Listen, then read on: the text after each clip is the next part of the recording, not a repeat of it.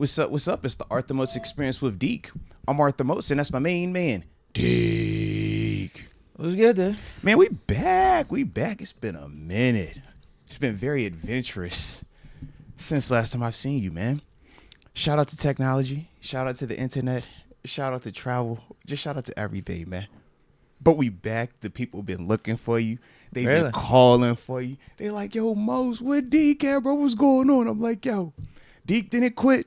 Deke didn't get fired. Deke didn't run off and, get married and, he's off on somebody's beach somewhere. No. I didn't get the Anthony Richardson treatment. No, hey, yo. Everything was good. But yeah, man, technology was definitely giving your boy a fit since I returned from California, man. Really? But, yeah, dude. Well, obviously, I know from... it was crazy. When were we supposed to... We were supposed to go Tuesday, yeah, because I got in on Monday. You texted me and said you were having issues. What was it? Dude, when I left, everything internet-wise was fine. When I got back, apparently at some point while we were gone... No, the router went bad. So I come home and, as I'm on the road, I'm getting the alerts like, yo, Wi-Fi's off. I'm like, dang, the cameras ain't working. Like, what's going on here, bro? So I get back and they're like, yeah, man, you sit on the phone with Verizon for like an hour. Oh, I don't see anything wrong. And I'm like, well, I'm telling you right now, none of the Wi-Fi is working. Like, I went down in the box and all that other stuff. So dude's like, all right, I'm going to set an appointment up for you tomorrow at 2 o'clock. This is when we were supposed to go on Tuesday. So I'm like, dang, all right. So I canceled the thing. Like 7 o'clock that night, internet starts working. This is when I get back from, because remember it's Monday night now. The game's supposed to go on. So I get back from doing the pregame interview stuff, and I'm like, oh, shoot, the internet works. Okay. I watched the game, cool, did a little stream afterwards. Then I realized that, I got the audio on my mic, clicked the stereo, which puts it only out of the left ear, not out of both ears. Didn't realize that till like 3 days later. But it's all right, Deke, it's all right. So, I'm like, all right, bro, we back. So, of course, like any... Still got something out of it. Like any logical person, though, I canceled the 2 p.m. appointment that they were supposed to come out. And I was going to shoot you a text and say, yo, pull up Tuesday, like, let's get after it. And then, of course, it went out again. So we did the whole song and dance of, all right, it went out, and it would be off for like hours. Then it would pop up randomly. I would try to get a stream in. Still, like I said, I didn't realize I had the audio on stereo. So that left audio in. That was on me. Salute y'all, though. But after that, we finally get it situated. Dude had to come and replace the routers, stuff like that, change the box and stuff. But now we got good internet. We back.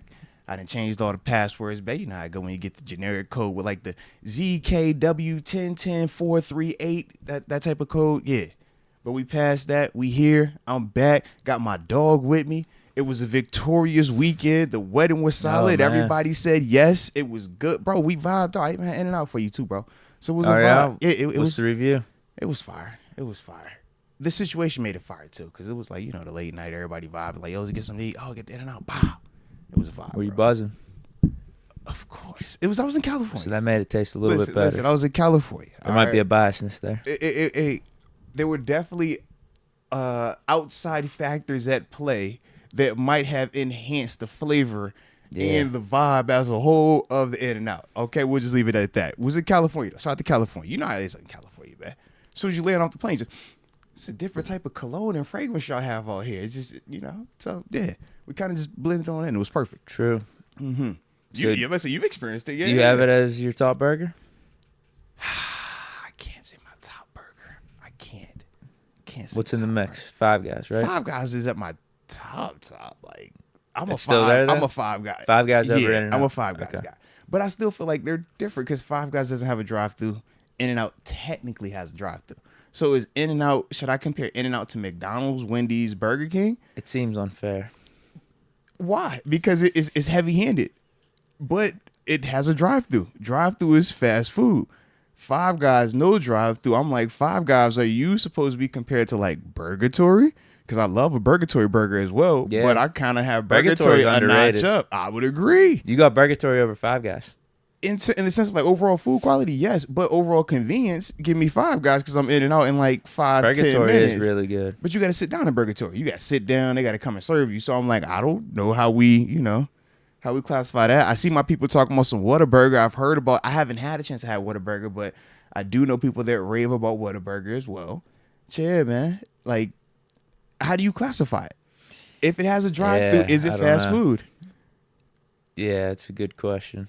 Because if it's fast food, then I'm like, if I compare In-N-Out to McDonald's, Burger King, Wendy's, is washing all of those. Yeah. But if I'm comparing it to Five Guys, hey, man, Five Guys hitting back. I think Five Guys is the more legit comparison. The way they talk about Shake In-N-Out Shack Burger, as well. Shout out to Shake Shack. the way they talk about In-N-Out Burger and how quality it is and all that, I get there's a drive-through, but isn't the drive-through, it's always crazy long. Yeah, because it's fast food. Yeah, it's tough. That's my whole thing. I'm like, yo, is it considered fast food because it has a drive-through versus Five Guys technically not fast food because you actually have to like park and get What's out. it look like inside? It looks like a Burger King on the inside or like a OG McDonald's on the inside. So like it gives fast food vibes, but the way it's I think the problem is it's not branded mainstream enough, right? I would agree. Five Guys ain't mainstream enough either. Maybe fair. that's why I would that is fair. keep that in the that is Five Guys fair. category. Yeah, because I feel like Five Guys is definitely like, yo, I gotta take like an order and they give you like a little ticket. You know what I mean? Like it just feels like a little bit more of a process. Whereas In-N-Out, if there isn't a line, technically I could just go up and be like, yo, let me get that, and it's boop, just come on, we In-N-Out. Unfortunately, they always crowded. Yeah, what was it like whenever you got it this time? It was absolutely crowded. Yeah, we couldn't get it last time because of how crowded it was. We were trying to go to the Steelers game. We did it 2 times, and both times were about an hour of go, wait, order, pick up, bring back. Like, yeah, because you couldn't even sit in there to eat. It was like way too packed, bro. Yeah. But it was a vibe, though. It was good. Okay, so I'm not missing out, basically, is what you're saying. I'm not saying that. But it's worth a try, but it's worth a try. You know, it's not the end of the world if I don't have one before I die. I think that if you're trying to crown something and you don't want to, you know, worry about your hierarchy, then yes, take that approach, man. Don't worry about it. But if you just like, yo, it might be something that could test it, I think it's worth it. Yeah, the milkshakes are fire too. Yeah, like I would love to have one, but. You're talking about Five Guys still being on top for you, Burgatory still being on top. Because I like both of those burgers, too. I don't feel like I'm missing out too much. Because I look at it like, once again, though, you got to know what your setting is. Burgatory, you're sitting down, that's an hour commitment, guarantee, right? Maybe 30 minutes if you're quick. If you go by yourself. 30 minutes if you're by yourself, and you better have a good waiter, or you better be sitting at the bar, right? But it's a lot that has to go into that, and that's the floor is 30 minutes. Five Guys, we said what, 15 minutes? Because you know they ain't never fast. Oh, hell no. They just ain't never fast, man. So 15 minutes for that. Whereas with In-N-Out, it's like, all right. And I think it's like $25 these days for a burger and fries. Easily. And if you add a milkshake, you pay it 30 plus. Easily, bro. Pretty wild. Yeah. But with In-N-Out, that's why I'm like, yo, is it like McDonald's? Because I can just hit the drive-thru. If there wasn't any traffic, you could just literally hit the drive-thru, 5 minutes tops, and you're done. So that's the part where I'm just like, it's weird where it sits at in this space. Yeah, depending on where you categorize it. Heck yeah. Like it washes McDonald's. Right. I'm like, Wendy's if you're doing that, it's going to trash that. But if you're comparing it to these, hey, those, yeah. What was the burger we got instead of In-N-Out? Was that Carl's Jr.'s we went to? It might have been. Carl's Jr. Either Carl's Jr. or Hardee's. Yeah, it was That was actually Carl's pretty Jr. good. I like that. I'd agree. See, I grew up on Hardee's, but Carl's Jr. is something I found out a little bit later. I'm like, all right, y'all kind of like cousins. Y'all related. Yeah. Yeah, it looks like they have the exact same brand. The branding is identical, but I think the menu is like maybe slightly different. But yeah, shout out to both of them things though, man. I like how we just started this thing out with the food too. And that's Jeff H bringing up cookout. Shout out to the cookout. Yeah, get a little cookout tray in the building, man. Okay. You ain't had that yet, have you? All right, that's a vibe too. That's another weird. I still have to try Cane's. Cane's is another one. I did the Popeyes Chick-fil-A comparison. Yeah. And people are saying Cane's is pretty good. Cane's should be in the mix. Cane's is pretty good. Cane's is definitely pretty good. Cookout's fire. Shout out to my North Carolina folk. I see you, DC 53. I see Jaworski Webb. Yeah. Cookout. Okay. And now you got Rod Dollar saying Cane's is garbage. And then Jaworski Webb saying I had Cane's yesterday. It is fire too. So there you have it, man. All right. But no, Cane's is absolutely fire, bro. We got to hit a Cane's spot one day, man. Just went right around the way, man. They do have a chicken sandwich in there. I don't get the sandwich. I just get the tenders, but they do technically have a chicken sandwich if you wanted to go and do that whole comparing and stuff like that. Sure. Chad, I like this, bro. I like when you be exploring with the food a little bit, man. I'm glad you got in branching and out, man. Because you weren't able to get it last time. I know, bro. I'm glad that we actually had people that were willing to like sit and do that. Because you know me, Deke. I was over here like, hey, bro, we ain't gotta get that. We could go, we could go somewhere else. Like, you gotta wait that long.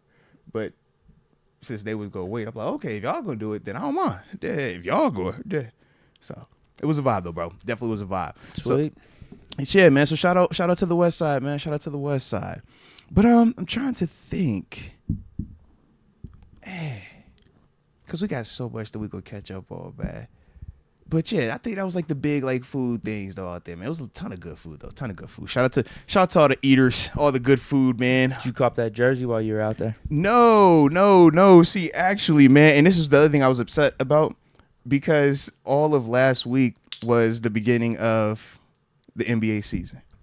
So when the Lakers had their first game in history was made, usually we would be coming in the next day to record, but I was gone. I was leaving. So I've already had this jersey sitting since Brady got drafted, all right? So when Brady got drafted, I've had this in the robe just sitting there waiting for the podcast. I'm like, yo, I'm not going to show this before we get on the podcast. I'm not going to just wear this to pick up my son from school or to pick up my daughter from the bus stop or to go on a date with my oldest. No, Deke. I said, the people got to know we got the baby goat on now, all right? I done lived long enough for the big goat to have the baby goat and the baby goat to be his teammate. And did you see the baby goat actually had his first official points of his NBA career? Did it wearing the Kobe's too? Shout out. I absolutely love that. Yes, it was beautiful though when he hit his dad's move. His dad's signature. Let me look at the hand like I'm not about to do it. Play there. Bow, cash. Come on, man. So yeah, man. Just felt like it was appropriate, man. It's appropriate, bro. Yeah, I'd say good timing. Yeah, get it while it's hot. Get it at the front end. You know, just Floors down in the G League. The storyline is perfect right now. All right. Hey, you started with your pops. You got your first bucket in Cleveland. What you do with Kobe shoes on? Like, hey man, everything is good. All right. You even got JJ Redick making some good decisions. I'm like, all right, JJ, I like how you handling this, JJ. You're getting up, man, just enough to keep everybody entertained, but not enough to make it look like it's all the way biased. I like what you're doing here. I like it. So yeah, man, I think we're in a good spot right now, bro. Really good spot. I saw from the first game the Lakers played that Bronny got some time, and there was a couple notable names on the bench that weren't getting any time, like Cam Reddish. Yes. I was just thinking to myself, there's just no way in hell Bronny James is better than Cam Reddish now. I said without showing too much biasness, all right? Hey, is that still the case? Is Cam Reddish still getting no time? Look, man, the 2 games that I saw, Cam did not play a lot, all right? So I don't know what has happened since then. Like I said, I caught the first one. I caught the one where Bronny scored. So I don't know in between what might or might not have happened, man. But I did notice what you noticed as well. I was like, hey, man, all right, hey, it's early in the season. I'm not tripping. I get we could call Cam Reddish a bust, being that he was, the number 5 overall pick a few years ago. His version of a bust is very different. Yeah, there's no way Bronny James is better than Cam Reddish very right different. Now. It is very different, man. Now. It is absolutely very different, bro. Yes. So shout out though to JJ in his division of labor with the minutes, man. He's picking his spots of when he wants to get Bronny in early. Get the baby goat out there, let him get his legs up under him. Cam got a long career ahead of him, all right? Cam gonna be here late in the year or trade deadline at least, all right? And then from there we'll see what happens. But Bronny, get ahead, man. Get some run, man. Get him some run, man. Yeah. Good for him. Mm-hmm. So yeah, that's the whole reason for the Bronny James today, man. But it's a vibe, bro. It's definitely a vibe. Like I said, I feel good, man. All my teams won except the Yankees World Series. They got washed. It was bad. Other than that, I was like, yo, they just choked. It was bad. They should have won game 6? No, 5. I'm sorry.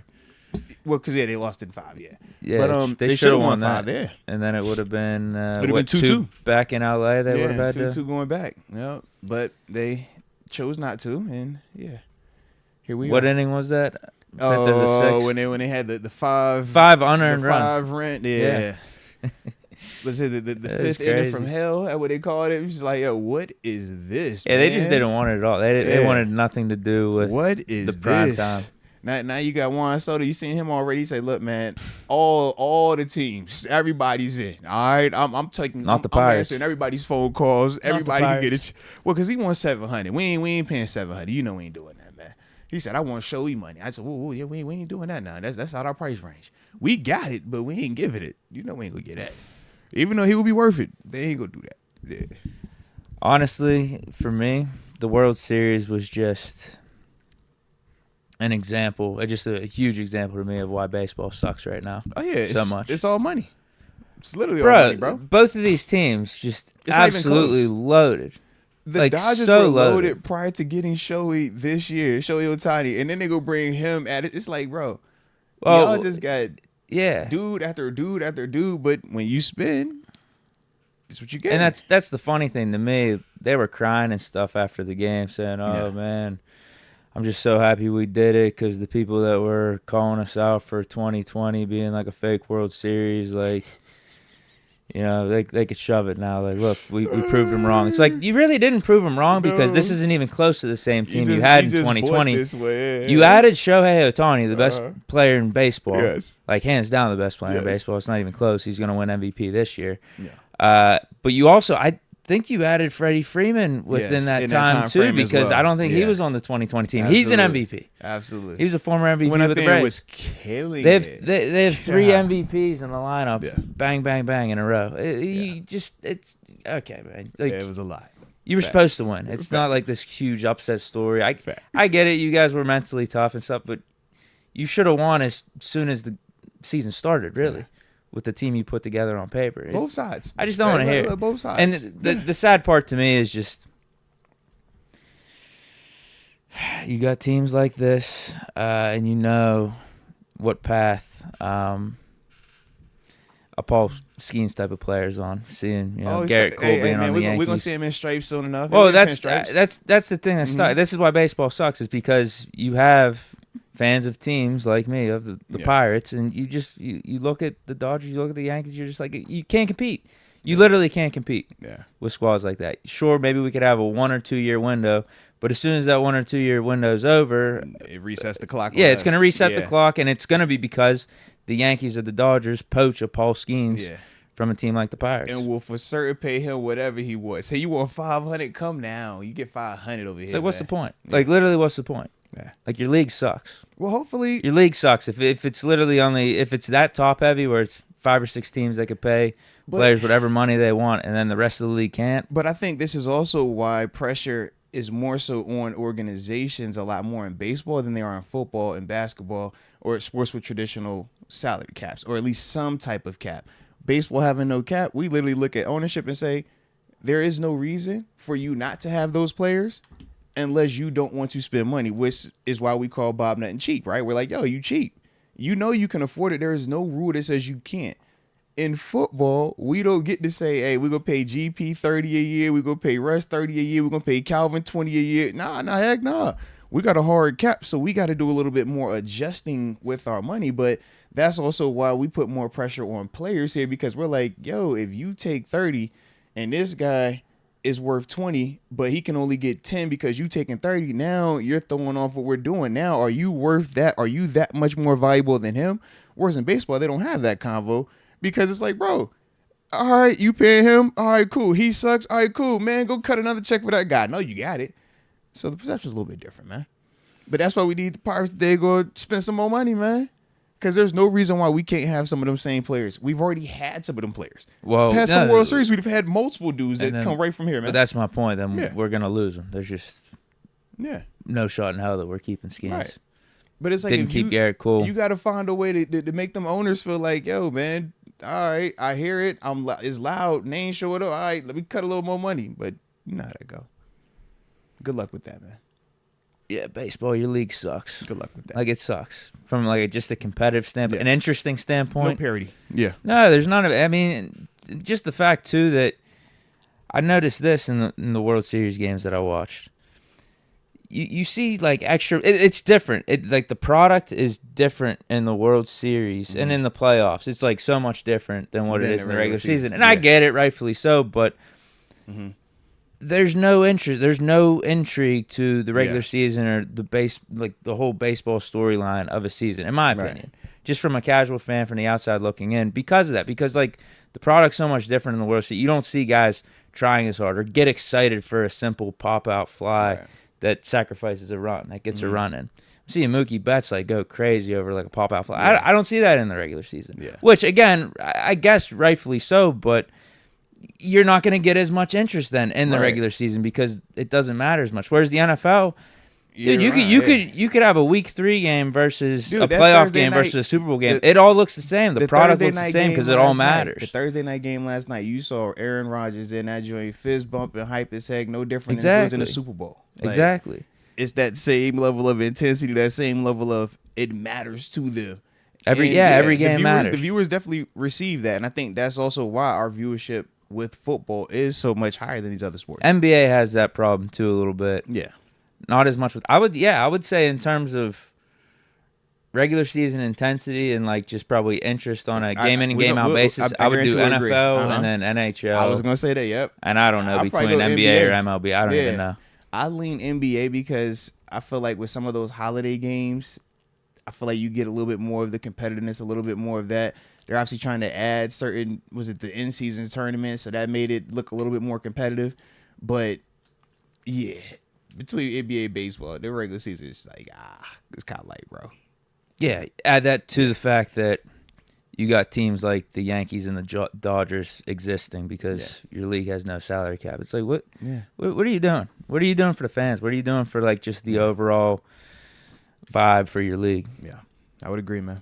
I don't know if that ever changes. I think MLB adding a salary cap would do wonders for good luck interest. Trying to get that approved. Yeah, but who knows? Yeah, I know the MLB get that approved, PA would.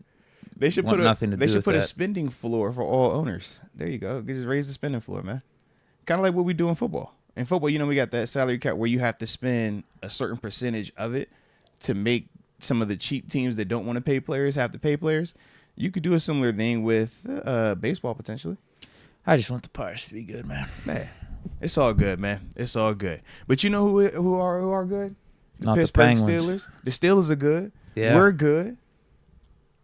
The Pitt Panthers are good. Hell yeah. The JMU Dukes bowl eligible, they good. I'm just leaving it at that. All right. Cool. So with that being the case, we ain't gonna talk about nobody else. We just go ease right into that thing. All right. I see that smirk on your face, man. Don't be starting that today. We're in a happy spot today. All right. Right. No one wants to talk about the Bills. Wait, they got the Dolphins this week though. That's a win for them. Don't do that. Tua's back. Exactly. Don't do that. Tua looked good last week. He almost beat Kyler Murray in though. Better than Huntley and Skylar Thompson. I would agree. But either way, we're going to talk about it. We're going to talk about it all, man. So either way, y'all know how we do this thing, man. Drop it in the comment section. Let us know where you are tuning in from so that way we can give those big boy shout-outs to start the day's show. And, of course, don't forget to hit that like button one time for the culture and subscribe if you are new to the channel.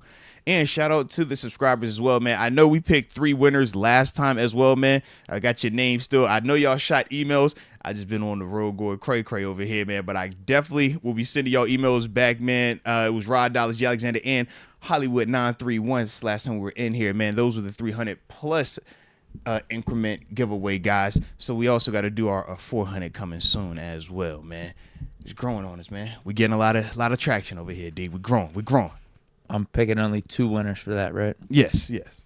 The 3 was an outlier. It was. You caught us on a good day. Well, it was my fault because I messed up. Yeah. I picked too many winners. Everybody's a winner with us, man. You know how it goes. We got DC 53 from the 412, the Hill District. Shout out to the Hill District. 6-2 at the bye. I'll take it. Shout out to the 6-2 teams in the world. Only one. I'm shouting out. Not all of them. Dalton Gifford from Erie, PA, 814.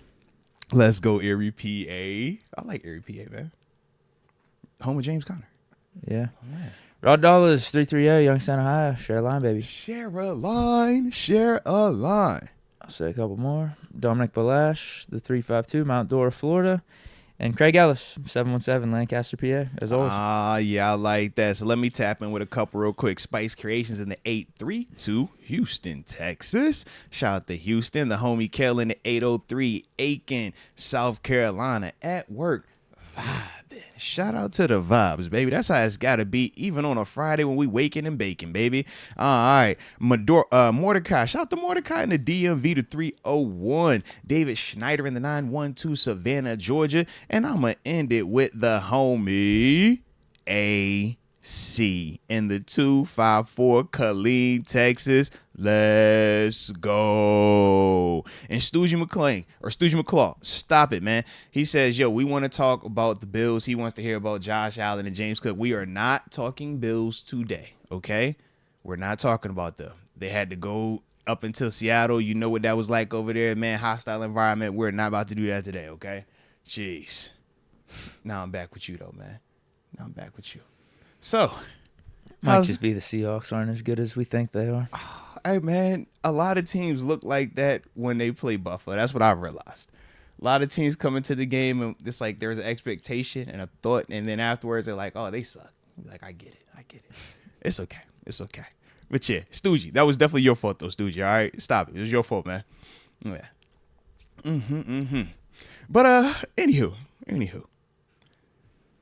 got a few supers here. All right. Well, you know what? Let's tap in with those and we'll progress through this thing as we progress through this thing. Stan Clare says, the only bills I care about are the ones I got to pay. Ooh. I wish I didn't have to care about them. Dang, that's tough. I get it, though. I definitely get it. Joey Weaver to start out the day says, Wake and Bake Squad. Shout out to CA3 and Van Jefferson. Let's go. Yeah, shout out to both of those guys, man. Calvin Austin, obviously the special teams player of the week with his 73-yard punt return. But yeah, man, Calvin looked good, man. The production has definitely increased these past 2 weeks with both of those dudes, man. Both of those guys touching the paint, getting into the end zone, man, and providing multiple explosive, like, field flipping plays as well, man. Van with the 34-yarder. We obviously know with Calvin with the big-time touchdown catch and the return. And then the week prior to that, same concept with both of them dudes, man. Yeah, each of them had over 50 yards last game. Yeah. They play good. Yeah. Explosive plays, man. It wasn't the death by 1,000 cuts. It was like, yo, let me get some big play variety stuff, man, which I do like. Yeah. I'm interested to see what they can continue to do with Russ because obviously they've seen an uptick in production. There's some sort of chemistry being built between those two and Russ. Yeah. Definitely makes the need for a receiver trade not as high. Mm-hmm. I still think we could use the depth, especially with Roman Wilson being on IR, but I don't think we need whoever we would trade for to come in, step in, and be this wide receiver 2 right away. They could ease into the system for a month or so, and then just you see how everything plays out. Okay. I like it. I like that a lot. What's up? No, I like it a lot, man. I'm with you. It seems like you got some thoughts. No, I was in agreement, man, because I was like thinking to myself of how just the difference 2 weeks has made. Yeah. 2 weeks ago, we were over here like, bro, break the bank for Devontae Adams. The Russell Wilson factor. Go do whatever it has to do to go get these guys because we need to bring in a legitimate weapon to go opposite of GP that can help Fields and all this other stuff. And now, it's not just you. Yeah, not just you. It's called Russell Wilson. Prime Russell Wilson. Yeah, that was over here like, hey, bro, we ain't got to go crazy on none of them dudes. Hold on now. Hey, take that second and third draft pick back, all right? If it's a fourth or later, that's about the only way we talking because we'll need anything now, man. Like, yeah, okay, no, that's true. Okay, I'm not trading anything higher than a fourth, especially when you got Hopkins going for a fifth. You got Deontay Johnson going for a fifth and a sixth pick swap. Like, shout out to DJ you got to be kidding too, me. Man. With the receivers that are available, right, like legitimately available right now, there's no one. I'm probably not even trading a fourth for any of these guys. Yeah. Mike Williams, Darius Slade. No, it's a fifth and higher. There's not a chance. Telling you, man. That is the Russ effect, though, man. You have a quarterback that not only sees it, but he's processing it fast enough and is getting the ball out, and he's accurate, man. And he delivers catchable balls consistently, man. I mean, shoot. The one, though, that I guess I think my man, was it Aikman on the call? Was getting a rush for her. Hit Scotty Miller right in the belly. I'm like, yo. they dropped right in. Yeah, he was like, oh, man, it's bad. I'm like, it actually hit him right in the bow. I'm like, yo, the dude is calibrated, and you can still see where it's like, he's missed 2 months of football. This was just the second game back. It's still a little rusty. Like, it's still some throws where I'm like, Russ, you make a better throw than that. Russ, I know you done that better before. But his floor is such at a high level, man, due to what he's been able to accomplish in this league, man. It's like, it's really refreshing. It is really good to see that not only, his play is reflective of that, but Calvin Austin, Van Jefferson. What about Darnell Washington? Think about him. Another week, explosive play. Pat Freiermuth a lot more consistently getting involved with his production. And Najee Harris. If you play with that extra defender in the box to take away the run, Russ is going to cook you. So you can't just do the whole, Najee's on the field, let's just play the run now. It's the difference, man. I love it. Shout out to Russ, man. Shout out to the squad. Shout out to the guys, man. I do got to get a couple of these, man, because peel the curry back. Remember how we initially were going to come in here on Tuesday, and then we had to go ahead and bump that stream. Well, the homie AJ Martinez and Ethan Leach had already submitted super chats like super duper early that day. Okay. Yeah, so they carried over because I kept the same link. All right, so I wanted to make sure that we read their super chats off. All right, so these a little bit dated, but we can get them off. All right. So Ethan Leach, he had shot this one. This would have been at 5 o'clock on one of these days. He says, just wanted to say thank you to Mr. Moats and Deke. Got the package and wanted to show more appreciation. Book and pick, both fire. Go Steelers 40-13. Shout out to that. I guess he's making his prediction for the Commanders game coming up. But Ethan Leach was one of the first winners. Was he the 100 or 200 subscriber increment? Like, he was in that time frame, and when we sent all those out, shout out to Deke picking him as well, man. But no, man, I'm glad to hear that Ethan got his stuff, man, and he likes it. So shout out. All right. Then we had AJ Martinez. You know how AJ do. He rapid fire at times. This was definitely post game. All right. So he says prevent defense prevents a win. Prevent defense prevents a win. Najee should have had 200 yards last night. I get it. Football is confusing. But isn't football, Coach T? He's not wrong. Najee was cooking in the first half. I think he had 80 yards going into halftime. He did, yeah. But Russ was on fire in the second half. I would agree. So, I mean, you just ride the hot hand. Yeah, pick your poison, man. Pick your poison. But yeah, it was another Najee going over 100, another Najee looking explosive, another Najee looking like he's going to get paid nicely. Yeah. Keep running like that. I have no problems with it. I would agree, man. 100 yards per game. Yeah, you're looking like an all-around running back. You're catching a couple passes out the backfield, too. And explosives. You're giving us 15-plus yard runs. Like, that's a difference with you, too. He's doing everything right now. Mm-hmm. How we used to complain about his misuse of juke moves and trying to be a finesse player. When does he jump? When not to jump? He jumped so good, he got homie bench. That's right, exactly. Now he's doing everything right. Mm-hmm. When he needs to be the physical back, he's doing it. When he needs to have a little juke move, show some of that finesse, he's doing it. And he's doing it at a good clip. It's actually effective. I would agree. I don't know what he did over the last few weeks here. I don't know what has changed in his regimen, what he did this offseason to make these juke moves more effective, but they are. And then, he did the whole leap again, and that one worked. Everything's going right for Najee right now. He's got way better odds now when it's a run play. You can't. Sure, yeah, that's part of it. I think the run blocking's been better too, and probably Russ being there is a part of that. Honestly, run blocking. Almost like Mason at the end of last year. Yes and no. This is what I mean. So, O-line wise, they are playing better. Still, we got some work to do. We still got some work to do. Definitely still got some work to do. But the thing that I've noticed, man, is instead of teams being able to just say it's blanket, black and white, Najee's back here, I don't care about this guy's ability to throw the football, I'm going to play this run. These past 2 weeks, teams haven't been able to do that. When they have, Russ has been able to take advantage of them down the yard. When they haven't, that's when Najee's been able to kill them. And I think our tight ends and receivers are blocking a lot better right now also.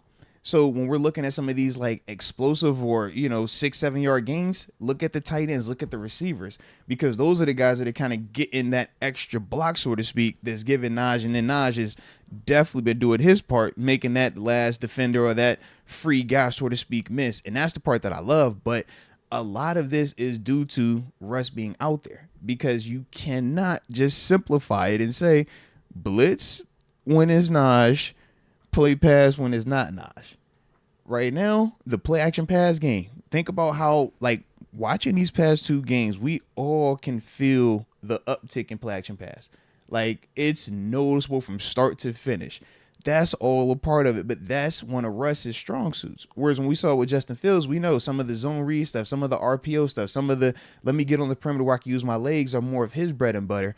You see where the play action pass game really works to Russ's effect. Why does that look so good for Naj? Because now, even more so, it's making me slower on my reads. Because, all right, should I play this pass game right now? Because I know Russ can cook me. But at the same time, what if he actually does hand it off? So you're making those defenders be in a little bit of a bind. And now, that's the extra half a second that a Ryan McCullum might need, a Mason McCormick might need, a Dan Moore, a Broderick Jones. That's giving them that extra just a little bit. And that's the part that I'm liking. But I say shout out to Arthur Smith for that too, man. Because he's been masterful, man.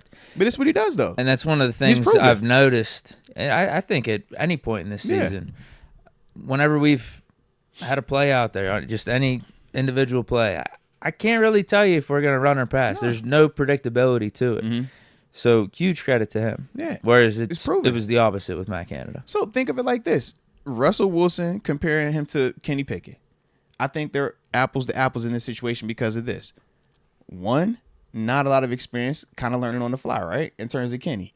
We talk Russ, he's already had success in Seattle, right? We've already seen him have a tenure where he proved that he could play quarterback. Went to Denver, wasn't the best, right? Comes here, is looking good again.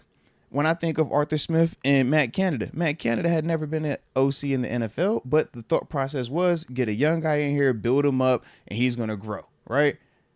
While you're trying to learn on the fly, though, this isn't working along with all the other things that aren't working. And it's bad on bad on bad on bad. Flip side, Arthur Smith, he's already had success as an OC in Tennessee. That's what got him the opportunity to be a head coach in Atlanta. So Atlanta don't work out. He's coming right back to what we know he's capable of. And now you got perfect storm of not only proven coordinator, but proven quarterback. And now we are all seeing what it looks like. And he's got it tailored towards Russ, too. That's the other thing you got to give him a ton of credit for is he knows going what he's 4-2 with Fields and having the offense look competent with Fields, all while reining him in a little bit so he's not making the bad mistakes. And then we get Russ in there completely switching the offense and tailoring exactly towards Russ. But you can see why he got an opportunity to be a head coach because of what you just broke down.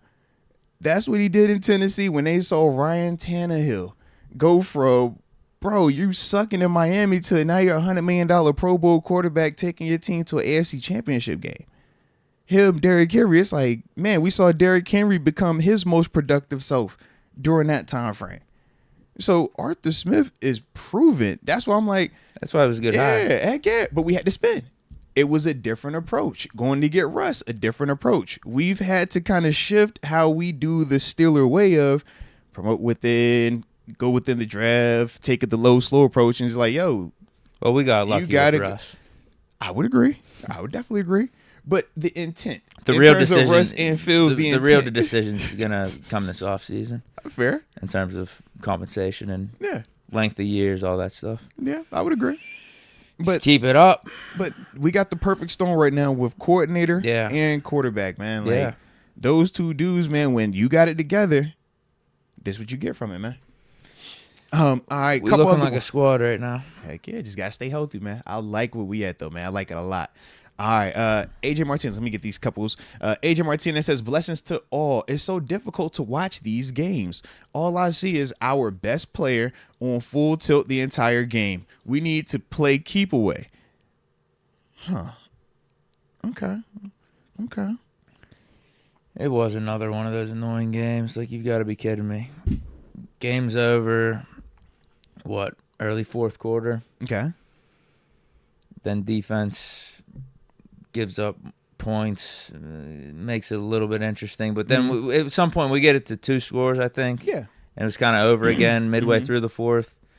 And then Russ fumbles it. And then it's a 1-score game. Danny Dimes has the ball at the 50 or past the 50. It was like the 40. Yeah, I don't even know. Less than a minute left. It's like, come on, down bro. 8, man. Down 8, one score. It's like, come on, man. Like, why couldn't we just have wrapped this thing up early 4th, late 3rd, game over? Because that's what the game actually was. Like, we kind of dominated that game, it felt like. Mm-hmm.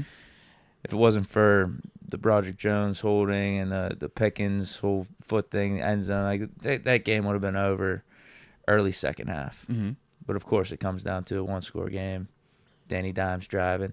Not saying I thought he was going to score or anything, but it's one of those things. All it takes is a fluky play. I know you ain't getting nervous about Danny Dimes. No, I didn't. But okay. It's still, if you put yourself in that spot, all it takes is a fluky play. You saw the Commanders-Bears game, the Hail Mary. You think that was fluky?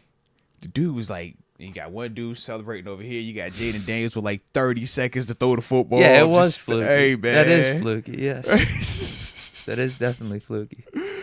I mean, we see back-to-back now. Hail Marys being completed, man. I don't know, man. It's becoming a trend, man. It's definitely becoming a trend. No, I didn't think Danny Dimes was going to score. No, I really didn't. I'm going to say, all that way you be talking about Danny Dimes, I know you were not even remotely considering I didn't think he was going to score. Yeah, but why does it have to come down to that is what I'm saying. Well, they are professionals. Danny Dimes does get $40 million a year. Of the 32 quarterbacks, he's not number 32.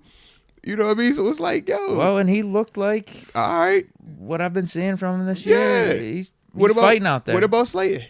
Slate is another one. We talk neighbors, but Slate was giving us some issues. Well, part of that's on us, just making some of these guys better than what they are. And that's fair as well. Who the hell was that running back? I already forgot his name. Oh, Tracy. Yeah. But the thing with Tracy, think of him as our Jaylen Warren, was that 2-3 years ago? Nobody knows who this guy is, but he has a little burst, some vision. Man, all you need is an opportunity at this level. You don't even get to be on the practice squad unless you are, like, nice. So for this dude, former wide receiver, that means you got speed. Now, if you actually willing to run between the tackles, you could make something work. We've seen receivers transition and have some success. Cordell Patterson's a guy that's doing it. That's all well and good, but yeah. It just sucks that it's against us. This shouldn't be anything that our defense can't be handling, though. There's been too many hiccups with this defense recently. But we got the bye. Hopefully we start to get it together. No, absolutely. Because if anything, that's the thing I'm more concerned with between offense, defense, and special teams. I'd say defense is the most concerning thing I've seen over the last few weeks. Yeah. Just of that's real. Gash plays that they're giving up, a lot of yards, inopportune stuff, lack of tackling. But we're still, again, creating a lot of splash. The one thing that you can say is the splash plays, and then when it's really time, almost like the Giants game, when it's really time, we're up 8. We need one stop at the end of the game. They get it. Beanie Bishop gets the pick. Beanie gets the pick. The series before that, T.J. Watt with the tackle, and then the strip sack, fumble recovery. Like, we got the guys. But I just think that in today's NFL, it is very challenging to do that for 4 quarters.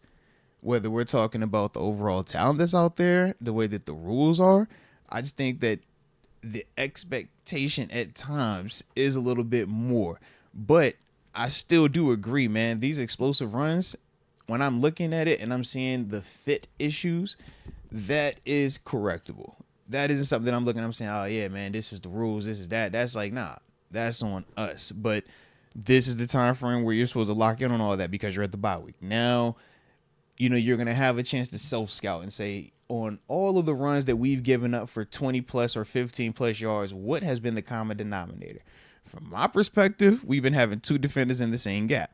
When you have 2 defenders in the same gap, that's an issue because you're cutting off pursuit and you're not going to have somebody in an open hole. And these running backs, receivers, they're too good at this level that if you give them a lane, they are going to find it. They are going to be able to hit it. And a guy like Tracy, of all people who, like you said, nobody even knew of coming into this game, can go for 145 yards against us.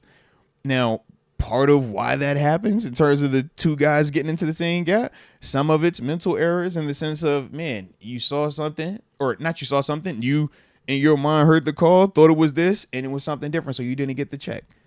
Another thing is we have very athletic linebackers, right? In terms of Patrick Queen, Peyton Wilson. one of the things that makes them so great is their ability to run around blocks. That's how you could create some really splash plays that we've seen and benefited from some of the sideline to sideline stuff. Flip side is, though, when you go around the block or you take the non-traditional route and you do not make the play, it's an explosive play. It's going to be a 15-yarder bare minimum. You're praying the safety gets it down. Safety don't get it down, he's probably going to score. That's some of the stuff that we deal with. I'm torn because, yeah, you want the consistent from start to finish, every gap, every single play. But at the same time, we love when we see these splash plays. So my issue is, how do I coach this up more where you're more fundamentally sound on a play in and play out basis, but yet you still will maintain that I don't care, I'll go get it. The Troy Polamalu, the Ed Reed type of mindset of, yo, I know this is what the call is, but I see it, I want to go get it. How do I balance that out? And I think that's kind of what, when I'm watching the LB specifically, is like that a little bit going on, man. With Landon, E-Rob, that I don't feel like it's as much of an issue with him. He's more of the fundamentally sound, like he's doing what he does. And I feel like we don't have this high-low with him at times. No, you know what he is. Right, you know right. But I think that's the difference. Like when you have these ultra-athletic skill sets, it's kind of like with Ryan Shazier when he was here. It was times early on where, yeah, like, Shayo, you kind of hurting us a little bit here because of what you're trying to do.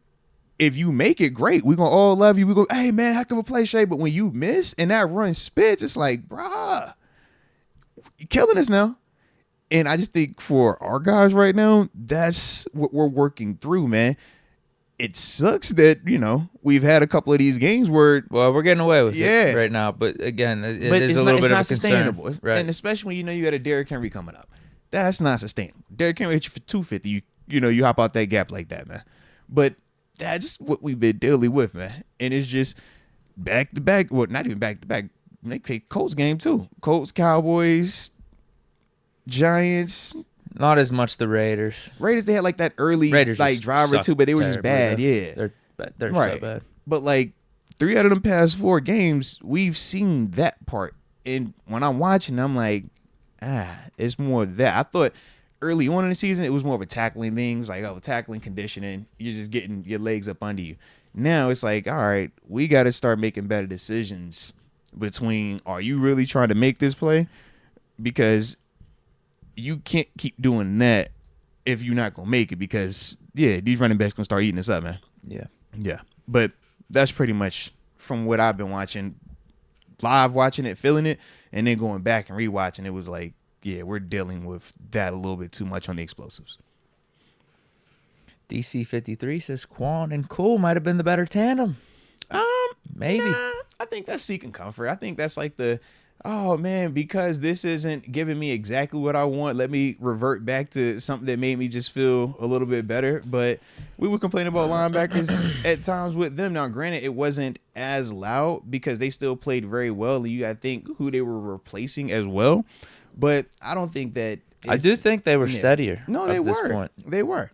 Much steadier. Yeah, but I would also... want to look to see tackles for loss with the linebackers that we've used, Patrick Queen and Landon Robertson, Peyton Wilson versus Cole Holcomb and Quan Alexander, and just do it apples to apples, because anybody can go off of, oh, well, it felt like this, but it's like, I know what I'm also seeing, and I can watch and look at the stat sheet and look at these games and see if Patrick Queen and Peyton Wilson and Landon Roberts make splash plays, but at the same time, I'm also seeing them give up some explosive runs. So it's like, that's a little bit of that battle right there. Whereas with Quan and Cole, I don't know off the top of my head, but I'm curious. The only thing I can remember is Cole giving up some stuff in coverage here or there.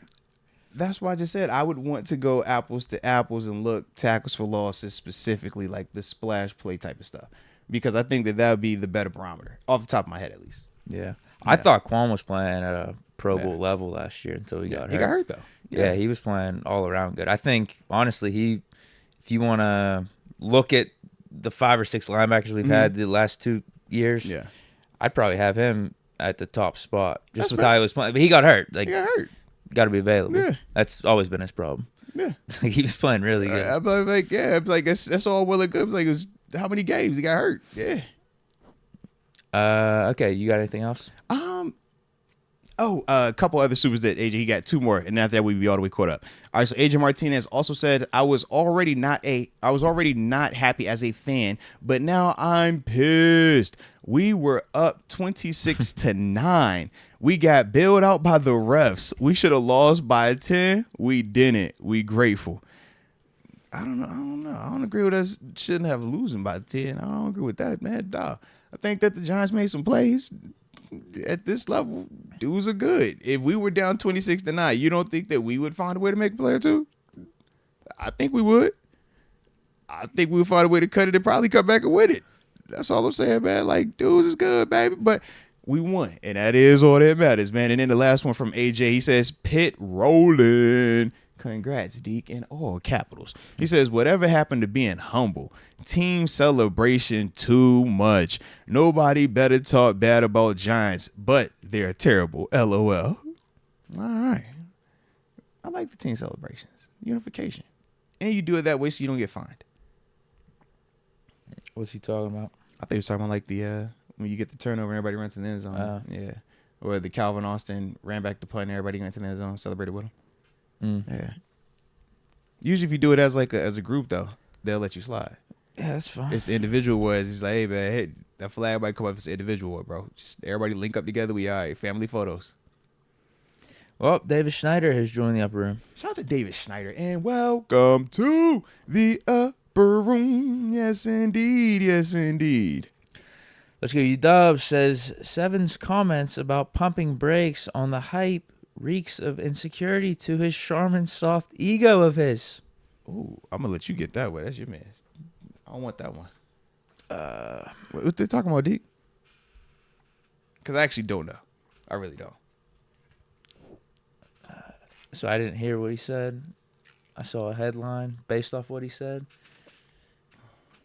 And it did involve the words pumping brakes on the Steelers hype right now are being 6-2 because we still got AFC North games coming out, like matches against better teams, higher quality opponents. Like, let's see how we look against Ravens. Let's see how we look against Chiefs, like that type of stuff. So that's kind of the gist of the comments. How'd that make you feel? Listen. Me and Seven don't have to agree on everything.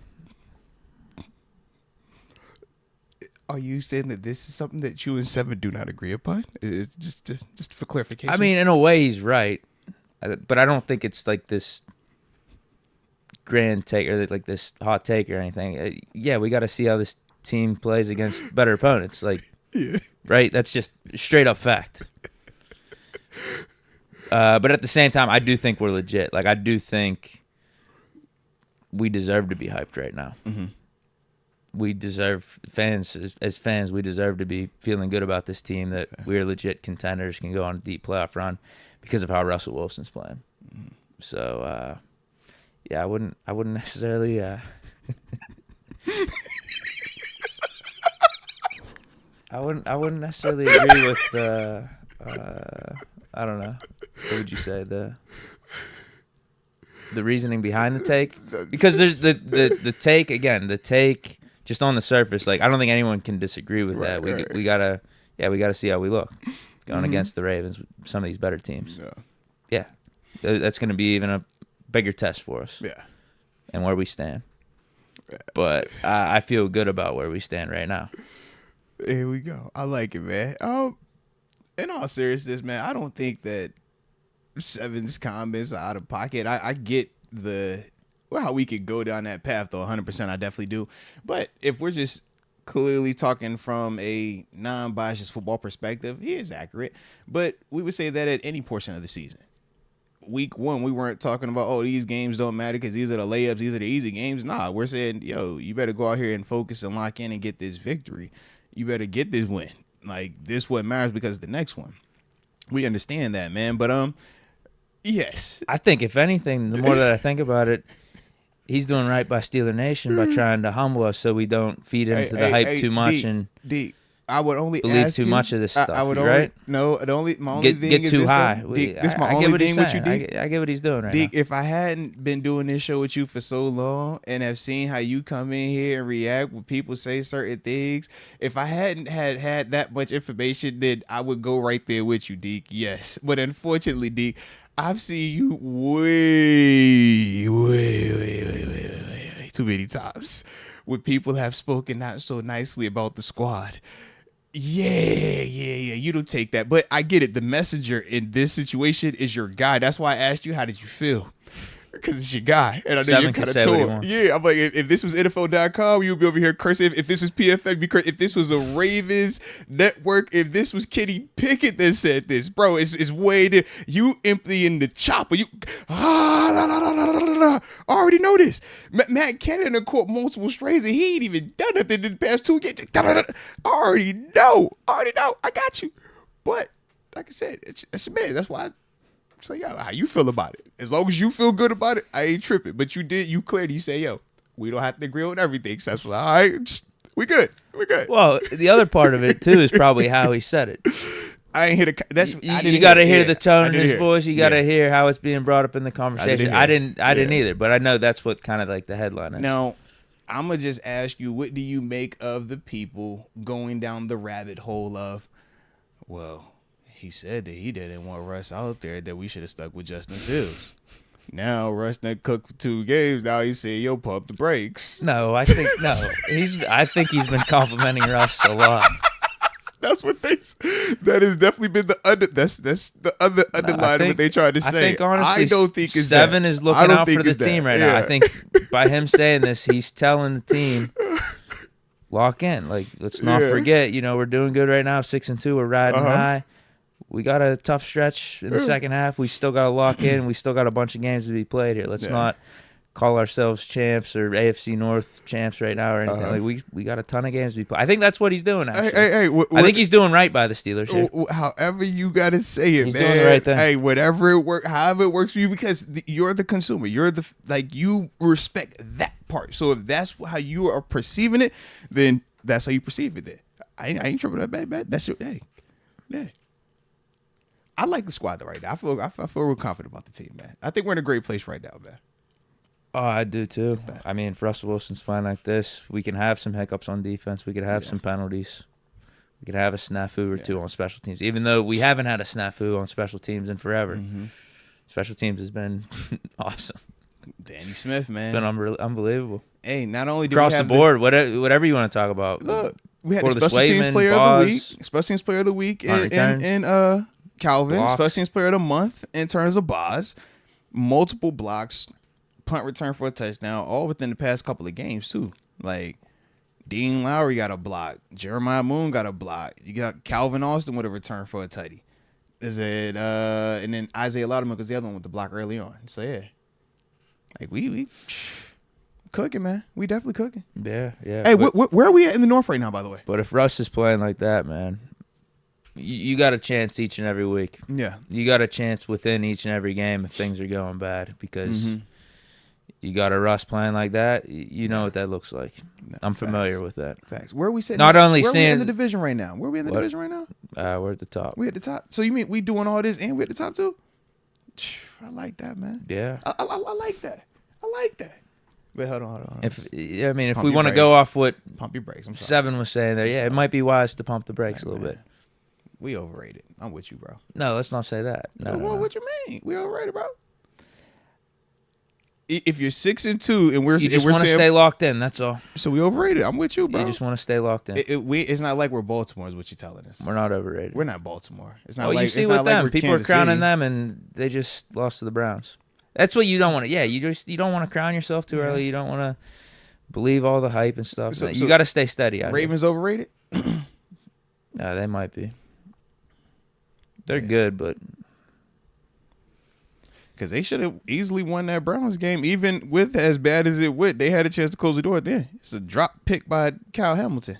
Well, maybe the Browns aren't as bad as we thought with Jameis being the quarterback. Well, we also said that too. We said it might be bad if Jameis gets out there. I think there's a stat out there that yes, there is over the last yes, say it. What is it? It's like over the past 2 years or since Deshaun's been there, they haven't had. It was like a 300-yard passing game or offensive game. Deshaun Watson hasn't had 300 he hasn't yards. had one, and all his starts. But the last 6 or 7 that he hasn't Joe played Flacco and Jameis Winston, and it was another dude, and all 3 of them have all had that. It is like, what is it? It's pretty crazy. Yeah, dude. Yeah. I was with you. I'm like, hey, bro, don't put him out there. No, keep him on the sideline. We want that one. Now we got this one. It's Jameis. Jameis got the big arm, man. He gonna make some plays, but he also gonna put the ball in harm's way. Like I said, if Kyle Hamilton catches the pick, that game is over. No heroics. He drops the pick. Jameis makes a play, and it was also, I thought, a little bit of arrogance by the Ravens. They just stayed in the same calls over. It's like, yo, you keep doing that, man. Dudes at this level can't beat you. Like, you got to at least have some type of professional respect for them. And I felt like that was lost. But they also got a young DC over there, too. Like I said, I think Seven's comment is a smart approach. Shout out to Seven. I think it's a smart approach. I think that's the mentality the team should have. Because you go back to earlier in the season, we're 3-0, and everyone is talking us up. And you saw in the Colts game, Well, I remember didn't look right early on. It looked like we believed a bunch of the hype and didn't have to go out there and actually play the game. 7 is on to something, because you're right. At that point, people were saying we should trade Russ. People were also saying we should trade Highsmith. I remember. You're right. You definitely right. I'm 7. Shout out to 7, bro. Shout out, everybody take heed to what 7 is saying, man. Please. What does that have to do with 7's comments? Because if we wouldn't have pumped the brakes then, we would have traded both Russ and Highsmith, and we wouldn't be benefiting from these dudes now. But 7 as a whole, he's speaking globally, saying as we continue to keep having success, we got to just pump the brakes a little bit. No, I do think there is a truth to what he's saying. Because we be going overboard at times. Right. We go overboard at times. Right. I think there's a truth to what he's saying. It's almost just like a warning. Yeah, he's like, hey, take heed. Remember, he went 11-0 one time. Yeah. And we saw how everything shifted. So he's speaking from experience. There's wisdom in what he's saying. Yeah. But I actually do think we are deserving of the hype. I feel really good about the squad. Russ is playing awesome. But at the same time, both things could be true. Both things could be true. What good does that do you to hype up yourselves in the middle of the season or believe the hype about yourself in the middle of the season? It doesn't do you any good. Technically, they're not. Let's hope so. Let's hope so. Their players proving. I'm just looking at the play. The players proving that whether it's been Justin Fields or Russ, they have been constant, right? In terms of the teams, the identity, the physicality, the production. Whether we're talking about leadership, right? When Justin Fields out there was a certain level of leadership. Russ out there different, but leadership is still there. When you heard them saying, hey, there isn't any tension between me and between Russ and Fields, these dudes are locked in, and you still would kind of have this underlying, well, what if he isn't? What if he gets pissed? What if that happens? Is he going to ask for a trade? Da-da-da-da-da. And you see them two dudes on the sideline after every day going series sitting right next to each other. We ain't seen that in a couple years, have we? Sitting right next to each other, arm around him, like, yo, let me talk to you. Let me show you what I'm saying. Fields was a little happier this time. Both of When the last time we seen QB1 and QB2 for the Pittsburgh Steelers sitting next to each other on the bench, happy as heck, chumming it up, talking through stuff like that, man? Yeah. I think there was a time or two with Big Ben and Mason, right? You see how long ago you just said? That was when Ben had the you see how long ago you just said? Arm surgery, though, right? Yeah, that was when he was hurt. And they were saying he was unplugging Randy Fichtner's headset. Yeah, that was that time frame, man. 7 had some play calls that game, yeah. So it's been a minute, man. But their actions are showing us that, yo, these dudes are locked in. These dudes do have a great relationship, and we do have great leadership top down from both Russ and Fields. And they're humble as heck towards each other. So with the humility, the egos removed, it's allowing everybody within, that roster to kind of, follow their lead. Because if those two dudes were at odds, or if it was awkward, the team is going to feel that, and the play is going to reflect that. But right now, we're seeing good dynamic between them, man. So I think, as a whole, we're in a good spot. Yeah, and I don't think Russ is going to let up. I think Russ is going to make sure this offense is staying on their P's and Q's. Mm-hmm. No, I don't think he doesn't have much influence on the defense, but still, the defense can feed off that type of stuff if the offense is continuing with this momentum. Because I don't know, I just feel like Russ, that's the type of dude he is. Mm-hmm. Going back to Seattle, obviously he's got that elite play, that experience from there. But with the little stint in Denver and what he's been through the last couple of years and where he's at right now, I just think he has to have that mentality of you can't take anything for granted. It's game in, game out, play in, play out.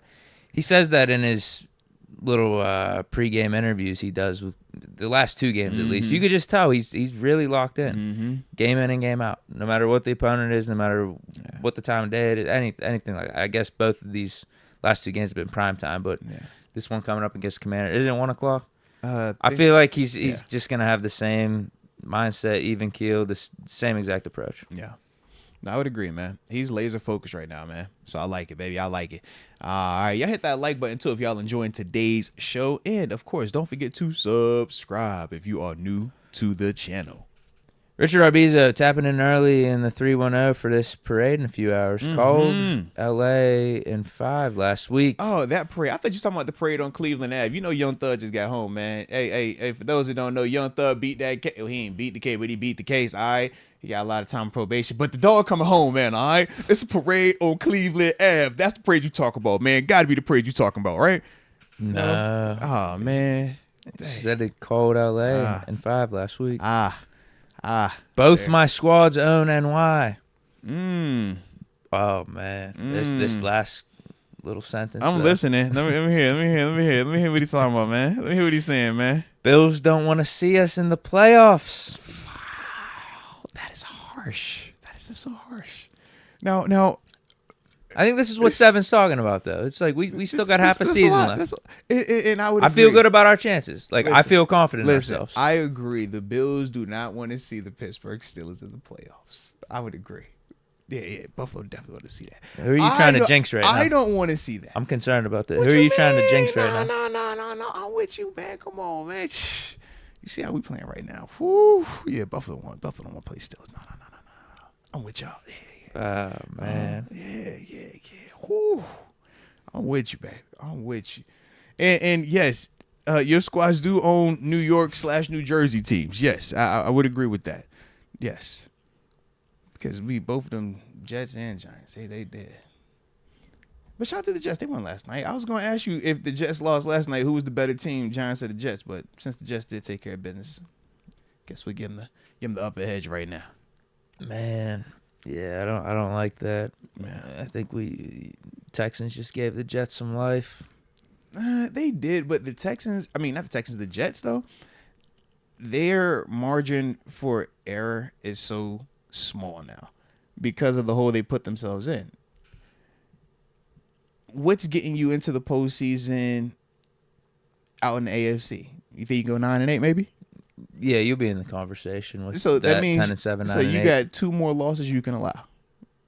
That's just tight. It's just like the Jets and the Bengals. Those are probably 2 teams in the AFC you feel like can beat anyone.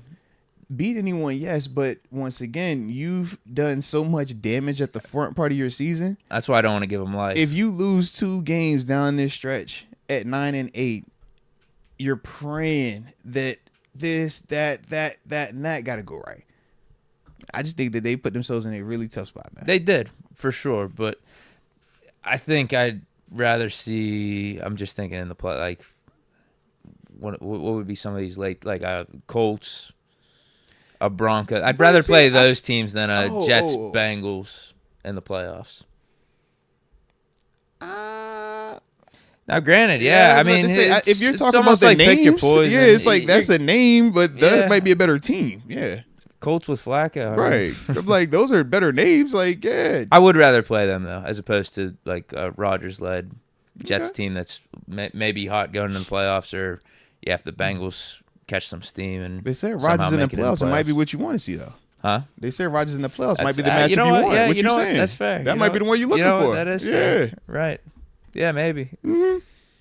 Either way, the AFC does have a bunch of good teams right now, so we're going to have to beat good opponents if we want to get to where we want to be. So that is fair. But you get it, though. It's almost like us whenever we got off the bad starts back in the day, like those 8-8 seasons, 2012, 2013. We started off like 1-4 or 2-6. You just put yourself in such a hole that you have to be perfect. But you can clearly see once mid-season hit, late in the season, start rolling. Absolutely, we could play with any team. We could beat any team. No one wants to mess with us if we make the playoffs. And I think the Jets and the Bengals are in that type of category. You become the same Steelers team that we talked about Kenny's rookie year, the one that missed it right at the end. They're like, they got so hot down the stretch that if they found a way to get in, it could get real weird in there, man.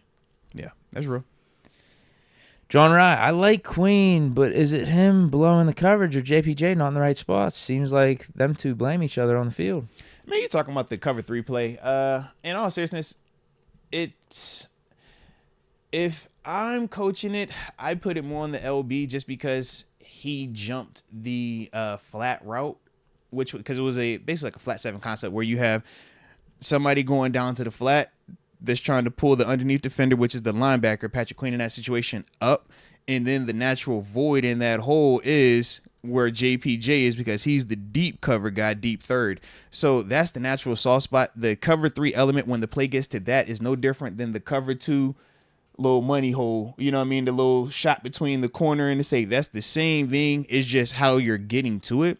So the way you coach it up, you prefer your LB to hold deep and come up and tackle that flat route. But at the same time, it's like, because I don't remember the down and distance specifically, but it's like the only time you would want him to be aggressive on that flat route is if you feel like it's a scenario where if he catches that and turns up, he can get a first down. If that's the case, then you almost treat it like man, and Patrick Queen and JPJ would have communicated that pre-snap. Because both of them pointed at each other after the play, I don't know who was right and who was wrong. Because they both, literally, as soon as the play ends, they did the same thing. But it was definitely, the cover 3 concept, and that was what the Giants were trying to do, put Queen in conflict and make him have to decide, stay and hold it deep and try to hold off on that deeper pass. And now you got to make this tackle, on the running back or whoever that was in the flat, or you take that away, but now you potentially give up the big shot, which is ultimately what happened. But like I said, I don't know what they communicated pre-snap because they definitely both, I saw it on tape to say what you did, John. They for certain were pointing at each other like, yo, were you supposed to play it like that, or were you supposed, like, I don't know. So, but like I said, that's kind of where we at. But I will say, man, the amount of blown coverages has decreased, which I do like a lot more now compared to like that Colts game where I said, man, a lot of that Colts production were blown coverages on our side. But I didn't feel like it was as much of that this week. But like I said, on that one call right there, that's not necessarily a blown call, but I do look at that as a miscommunication because we're either playing it as true traditional cover 3, or we're playing it like how I kind of said, like we're treating it like a matchup zone almost and treating it like it's man. Once that guy declares, just go get him right now, because we do both of those in our defenses. So I just don't know what they communicated, but yeah, they definitely was. Yeah, they showed that on tape. Like, oh, Lord, don't put it on tape like that. Stop it. Steel King Nate, how was Garrett Wilson catch? Rolled a touchdown, and he did the same thing Pickens did. Let's say he got a shin down, man. That's the difference. GP just got the foot, the same foot 2 times, where technically the rule is both feet, like right and left, not 2 like steps. It has to be like right. What a stupid rule. Well, it's stupid because it inconvenienced us. You know how that goes. If we was on defense and that was for the game win, we'd be over here like, heck of a call, man. Heck of a call. When you see a catch, you know when it's a catch. Well, no. This is why we say it's the National Football League. If you want single foot completions, go back to college. Yeah, this is the best of the best. No, that was 2 feet, though. No, it was the right foot 2 times. It wasn't right and left, both feet, which is what the word says. Both feet. Yeah, man. I'm with it. I like it. What a terrible rule. I like it, man. Hated that. I like it. Terrible. Hey, look, man, we are the best of the best. You know who would have caught it? That was 2 feet. No, you know who would have had it though. I know. All right then. So don't seek comfort. We seek comfort. Oh, AB would have caught it. My standard is AB. AB would have had 2 feet down, man. I don't care. If AB would have caught it, then that's a good rule. Because I've seen AB make some of the craziest. Serious question. 2 feet down. Yeah, what's up? Do you think AB knows that rule? 2 feet? Yes. Like it separate feet? Yes, absolutely. Okay. Absolutely. But I would also say if you got a chance to see how meticulous AB was specifically with that part of his game on practice days, this dude would take hundreds of reps of just sideline 2 feet, back in the end zone 2 feet. He be arching. He was like, bro, what are you doing? He's like, so when I catch it, I gotta leave it behind. As soon as I catch the ball, my legs are going dead, dropping them 2 feet, got to touch every time.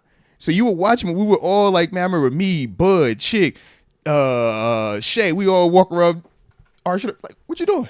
AB, leaving it back there, bro. Toe tap.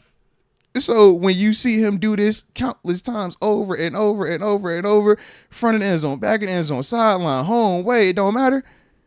I look at that and I say, bro, I don't think there's an excuse.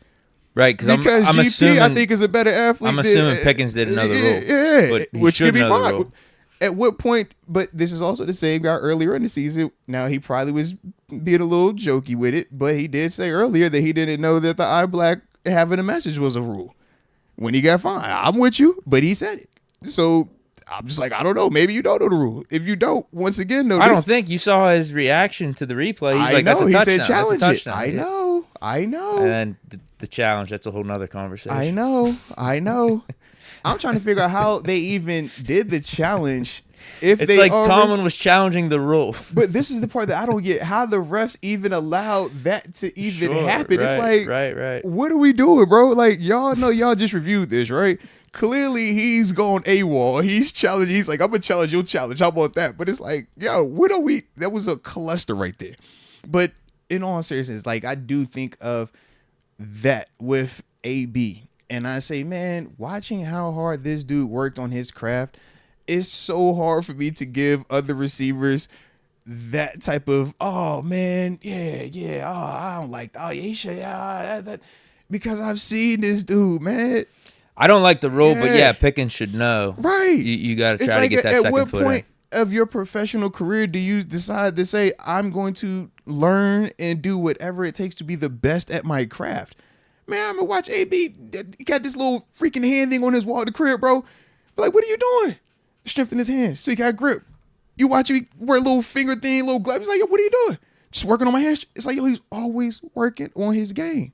He was always doing something to be the best player. So when I see his production and how he could be consistent, and we look at GP and how it's a little bit inconsistent at times, I think of that. I'm like, man, hey, there ain't nothing stopping you from working harder. There is nothing stopping you from doing that, man. There is nothing stopping you from being more detailed with your work. This isn't the first time that we've had foot issues with GP also with it, though. Remember just a year ago, the casual, yo, get the second foot down, bro. What we doing? Gosh, my man, Kenny, a touchdown. So that's would have been a nice 2-touchdown game for Kenny on Thursday night. So that's my whole thing. I'm just like, bro, I like it, but you know, just detail a little bit more, button it up a little bit more. The same way with the 7 say, hey, pump your brakes a little bit, right? Everybody's crying, everybody's telling you, hey, man, pump brakes a little bit. You still got a lot of room to grow. Everybody wants you to be AB right now. Everybody wants you to be that level of great because you're talented as heck. And that's the part that when I look at him, I'm like, yo, you got a chance to be way nicer than AB because you're a way better athlete than AB. But you got to get way more locked in terms of the little stuff. And it's not that I don't believe that you're working hard enough. It's just when I look at the play, I look at the mindset, I look at the lack of details in certain situations, whereas with AB, I look at how detailed he was in those situations. And their only difference to me is, yo, what are you doing behind closed doors when we're not with you? When you're away from the facility, how are you still working on your game? What are the little things that you're doing? And if you feel like you're doing stuff, man, maybe you can add something to that. Because we're not saying that you don't work hard, but that's kind of my thought process when I'm watching him. It's like, yo, you're flirting with it, but we can still see just a little. And he still should have had a touchdown. Not even counting now. He still should have had a touchdown earlier. The Broderick one. We know this. That's why he's who he is. He's nice as heck. But it's like, yo, take us from here to there, man. Yeah, and it's all on Pickens. Right. Nobody can make, how do you want us to be talking about you? If you want us to be talking really about good you or great? Yeah, right. Really good. Because that's where he's at right now. Yeah. He's really good. He's definitely wide receiver one. He's been playing awesome for us. But then we're still seeing some stuff left out there. Yeah. Do you want to be the Kirk Cousins, Dak Prescotts of the world who get great checks, man, have great careers, but are never viewed as the Bradys, the Mannings, the Mahomes, the elite tiers? Like, yeah. Like, which one do you want to be? They're great careers. Both sides great careers. Both sides make a ton of money. Both sides gonna be remembered. But these guys are legends. These guys are greats. These guys are going to be immortals when they're done. Whereas these guys, they'll get talked about, but they're going to be forgotten a lot sooner than these dudes over here, man. That's how I look at him right now, man. He's kind of like right in that stage of which one are you going to be? Yeah. Because there is one or two things that keep on popping up week in and week out with him. Yeah. Ball security, not getting the feet down. It's something week in and week out. Dropping balls. That became a trend this year out of nowhere. Dropping easy ones too. Yeah. Easy passes. Like mental lapse. Yep. Just a little mental lapse. Because I know you know how to catch. But you look at his stats right now, he's probably on pace for 1,100, 1,200 he's still gonna have a great year. season. He'll still be a great season. 7-8 touchdowns. Mm-hmm. David Schneider, Deke, bring back Tegrity Mutt. Ooh. Happy to finally catch a live stream. Thank you for using Spotify. Moats gives me the opportunity to listen. Also, the intro to your solo shows, Thumps. Of the show. Salute. I don't even know the name of that joint. It was one of them, was it the copyright free joints? You know, they got them websites. Like, oh, yeah, pay for the service and you could get these, like, intros. It's one of them beats, man. No, shout out though. I've actually had a couple people compliment those intros too, man. So shout out to that, man. All right. I'm gonna get the name one of these days, and I'm gonna drop it in the comment section. Show them some love, man. Whoever this group is, yeah, it's pretty high. I did have another one earlier from Richard R. Beazle. He says Dodgers beat the teams with higher payrolls in back-to-back series. Weren't favorites in the playoffs because of injuries. That's because Tawny shifted all of his money after his career. We talking Paul because of that take now. All right. Okay. I don't want to hear it. Okay. I don't want to hear it. Okay. Dodgers are absolutely good. They have 3 MVPs.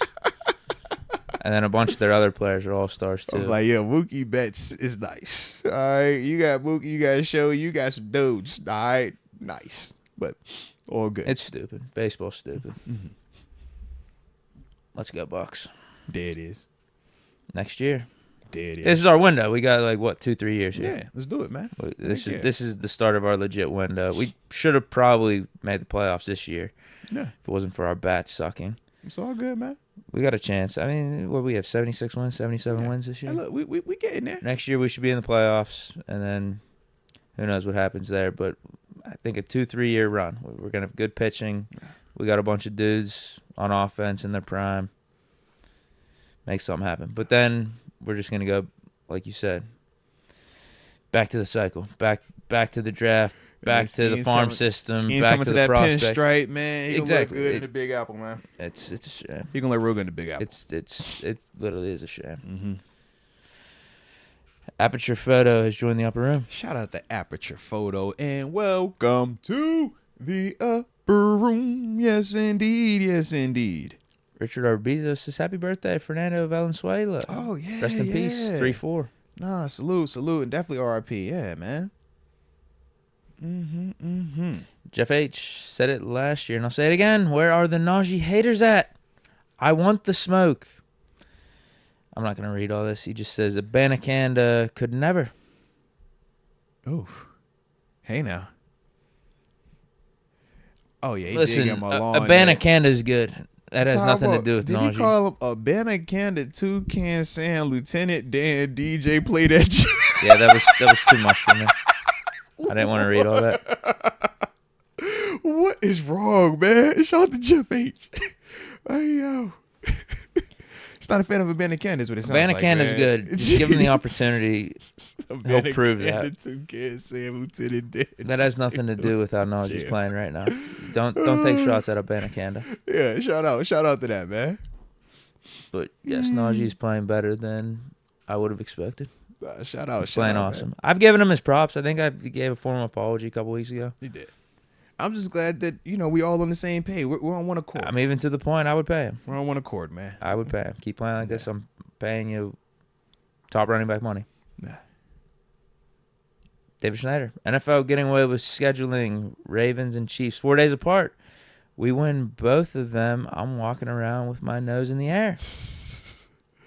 Yeah, because it's supposed to be like the Thursday night equivalent. Sunday to Thursday is the technical Saturday to Wednesday. Saturday to Wednesday. Yeah, so it's like technically like the same. End of the season, yeah. Mm-hmm. It's a holiday game though, so that's what they account for. They're saying, yo, because it's Christmas, your body doesn't hurt. He's like, yeah, that's a lot, but all right, I'll go with it for a little bit. But that's definitely the thought process. It's Christmas. Frank Sauza, can you talk the Garrett Wilson catch? Ooh, shout out to Frank, man. We appreciate your first super chat as well. Yeah, so the reason why Garrett Wilson's catch was a touchdown catch was actually a completion was because his shin, I believe it was his right shin, hit in ground or hit in field before everything else went out of bounds. And the rules are 2 feet, like right foot, left foot, or I think the words are both feet have to hit the ground before going out of bounds. One shin equals 2 feet, one knee equals 2 feet, one elbow, forearm equals 2 feet. Shoulder. I think the shoulder also counts as shoulder does not count as, and you still have to have an elbow or a forearm down if I remember correctly. But that's like the 90%, 95% of the rule. Oh, and a butt cheek. One butt cheek count as 2 feet also. So if the butt cheek hit first, yeah, or hip, then yeah. But that's pretty much it, man. So that was why Garrett Wilson's catch was a catch. Shout out to him, man. I initially thought it wasn't. Then they slowed it down. I'm like, oh, yeah, that's in there. That's in there. Yeah, shout out to Garrett, man. Brandon Keene asks, is Cam Sutton back? Yes, following the bye week, he will be back, man. So that's definitely going to be nice to have him back out there, man. Whether we're talking about outside cornerback depth, interior slot cornerback, safety ability, like this dude has a lot of versatility. Starter in the league, man, for a while. Very productive, obviously, when he was here with us, man. So, yeah, it's going to be big time, man. King Whooper, go DT in the first round, not because we need to, though. Respect. I guess he just wants to keep building within the trenches. Because I would say Cam's playing like a madman in his 202 career game as a Steelers defender. Obviously, Steelers team record, man, for defensive games played. So shout out to the homie. That. You said you were? I was too a little bit, man. I would have expected one of the guys from the 70s to have that record. Like a Mel Blount. I don't know who had it previously. Yeah. It's probably not. He probably doesn't have it for starts, though. No, it's not starts. It's just games played. Yeah. Yeah. But that's longevity, though, man. Like but he probably still could get it for starts if he plays out his contract. Yeah. Yeah. Mm-hmm. But his first couple of years, he was more of a rotational guy. Yeah. But I'm thinking to myself, I'm like, Cam, man, obviously now just crossed that threshold of having the most games played as a Steelers defender. Another guy that's probably going to break this record, man, later on in the year is Boz, most career points scored. He's within like 130. Really? I think not even that. It's like less than that. So this would be over Gary Anderson. To catch Gary Anderson, yeah. So they might have to retire 9. So they're saying basically like, I think it was if he's averaging like 3, it was like 3 field goals a game or like right around that range. He'll mess around and get it by the end of the season, bro. And you know how much he's been kicking early on. He's right. He's probably still got another 10 years in him, I would think. Bro, yeah. So they said like he could catch him actually this year though, bro. I was like, yo, that's legit right there. Wow, Boz might mess around and get that jersey retired. That's legit, bro. Now I don't know what the difference would feel like because we don't talk about Boz. I don't feel like the same way that they talk about Gary. They talk about Gary like he's Ben Roethlisberger at times. I don't think that's a mistake. Fair, but I don't think we look at Boz like that. I feel like we still hold Boz at like the top of special teams, but I feel like it's still like a level. Like we're gonna, you know what I mean? Well, yeah. I feel like the people talk about Gary like proper respects. Yeah, they talk Gary like he was, you know, Terry Bradshaw. So like I wasn't watching it, but yeah. Maybe Anderson at the time was just like the best kicker in the league, though. Unfortunately, like the Tucker type, like a Justin Tucker. Yeah, unfortunately for Boz, Tucker's been around, but it seems like that mantle's being passed. It looks like it, right? Looks like he got a chance, man. No jinx, though. That's, but it definitely looks like he has a chance, man. Yeah, Boz makes All-Pro, Pro Bowl this year. That's 2 for his career. He needs hardware. Get some hardware on it, too. Well, actually, no, because Gary didn't win anything here. No, he didn't. I don't know if he won anything career-wise. I don't think he won anything here. But he's kicked in Super Bowls, though. Yeah. That's NFC Championship. I don't know if he was our kicker for the 96 one against the Cowboys. Yeah. T-Star F, 1 foot down twice, is a TD, except for us. Shout out to Garrett Wilson. Hey, man. I think they're different, but I get what you're trying to do. In my opinion, that's way harder than getting a shin down or getting a knee down.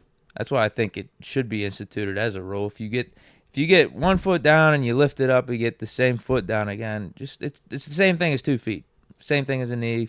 Same thing as a shin. That's what the rule should be. It's not the rule, but...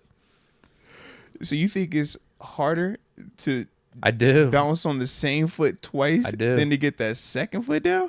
I do. Yeah. R. Barley 18. I've told y'all for years, don't matter who... Well, I guess it depends. It depends on the scenario. But yeah. Okay. I think it can depend.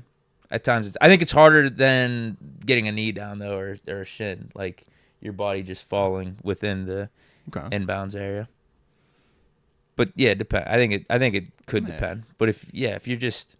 Like, if you're on the side, like, if no one's, like, hitting you or anything, because in Pickens' case, his momentum's getting taken because of the tackle. But I think if you're on the sidelines and it's just you and the ball getting past you. Like a toe tap or whatever? Yeah, instead of just toe tapping it, you take 1 foot, jump up, and then get that other one down. That's harder. That's just straight up harder. So make it a rule. Make it a rule that should count.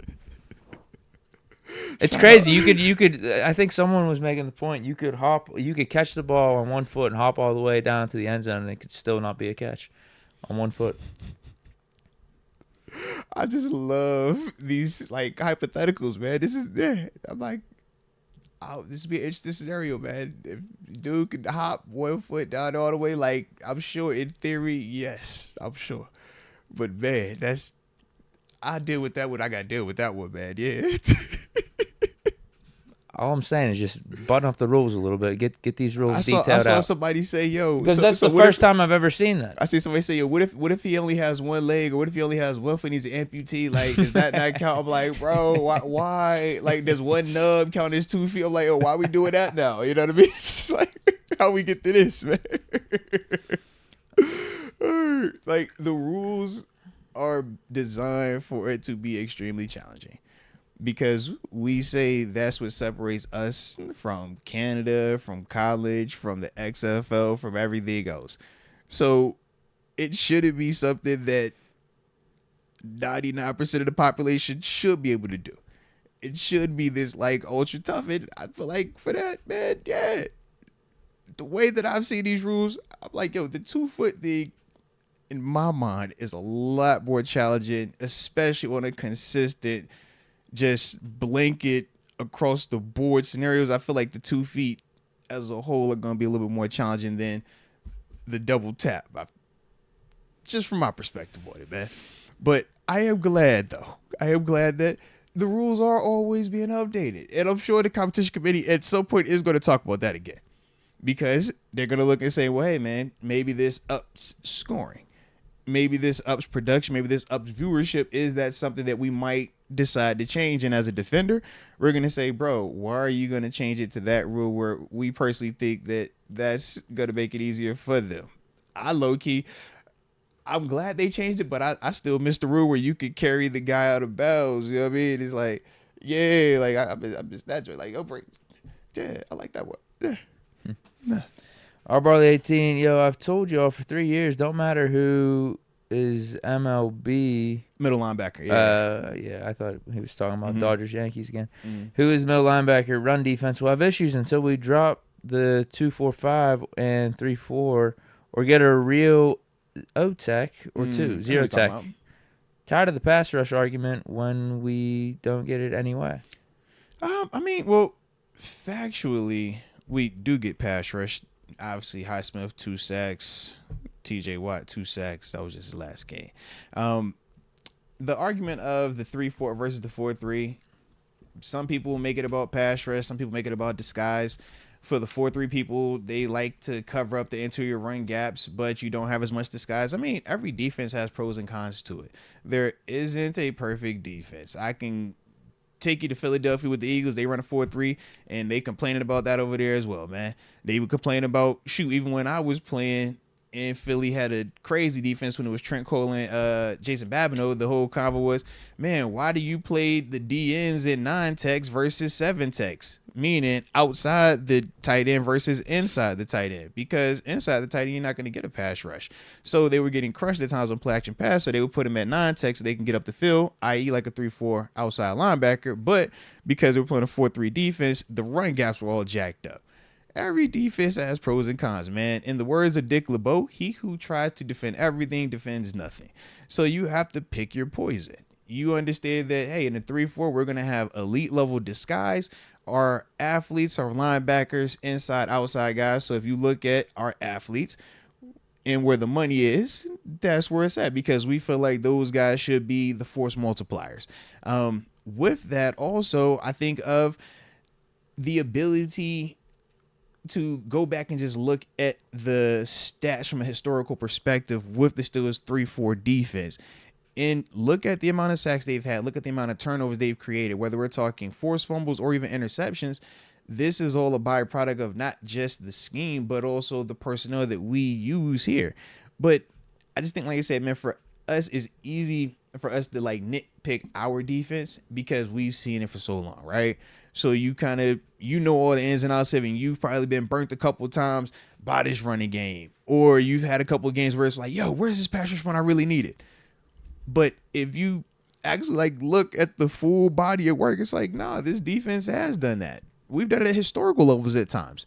Shoot, earlier this season, they were trying to compare this same exact defense to some of those historical defenses. And I guess that's when I took the Big Ben approach. And I was like, yo, we got to pump the brakes a little bit because we're doing it for 3 games. These historic defense did it for 7 or 16 games and then went on and did it into the postseason. So, yeah, shout out to 7, man. I like that theme today, man. Pump the brakes. You actually like 7? I like the pump the brakes, man. Pump the brakes, all right? Yeah. Yeah. But it's not wrong. Yeah, but that's kind of what it is, man. It's like, yo, in order, to have a historically great defense, man, it takes a lot. But in terms of what we're trying to get accomplished with our 3-4 and our personnel, this is the vibe right now, man. We can take the approach. I think Philly, they're the ones, like I said, who've gotten the 2 big interior D tackle guys, but they play them as 4-3 guys in their defense. In terms of, was it Jalen Carter and Jordan Davis, yeah. Baltimore, they did the other approach of getting the true big body nose when they took, the cat from UConn, Travis Jones, yeah. The true, like, big body, like, zero technique. So everybody has an approach. We have one as well in Keanu Benton. You see how we play him as a nose, but then we'll also bump him out. We all got similar things, man. But like I said, we just can't want to blow it up because we're going through a little bit of a rocky patch right now, man. Nah, stick the course, man. Stick to the course. We're going to be straight. Pete the Penguin's Ghost. Shout out to Pete the Penguin's Ghost. Hey, Moats, I heard you had Jeff Reed on your show last game. I'm still trying to wash his autograph off my belly. Jeff's basement is wild. Shout out to the autograph on the belly. It doesn't surprise me. Jeff is a wild man.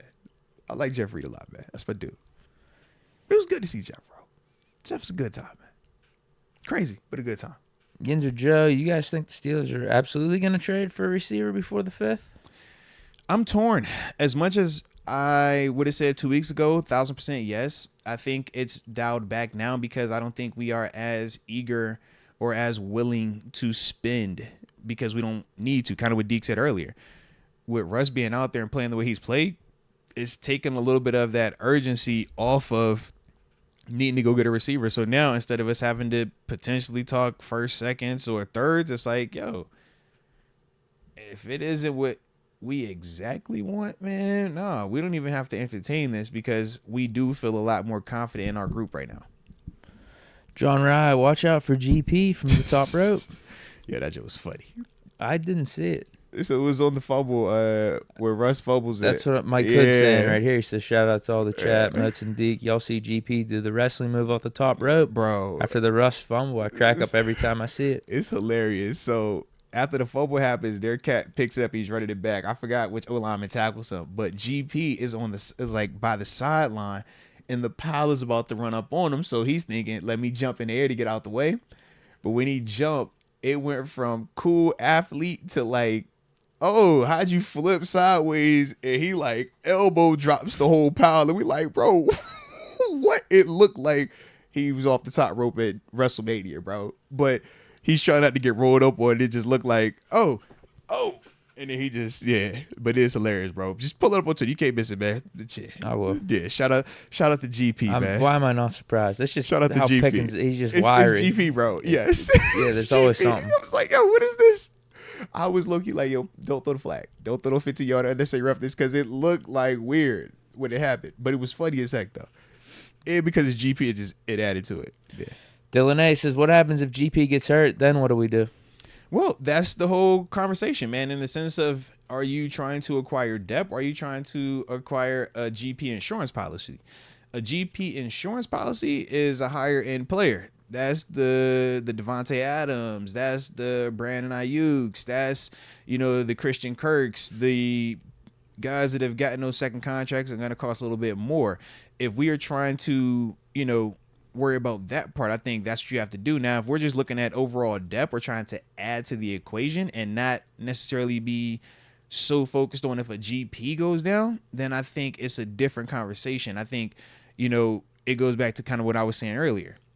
If it's not the exact right scenario, man, I don't think we have to because we're getting an uptick in production. We also, I was saying at some point we should get Roman Wilson back, but I'm afraid to bank on that too much. He's done for the season. Yeah, I was about to say it's a little bit too much, man. So, that's kind of where I'm at with it, though. But I think that if the mindset is we want a GP equivalent, then yes, go get you somebody right now. You only got a couple days left.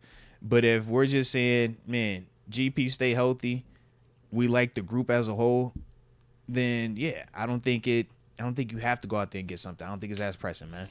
I think you could do a little bit of both, you could. though. Yeah, you because definitely could. At this point, I don't think there is a GP insurance policy or a guy that's 1-to-1 to GP that's like actually available.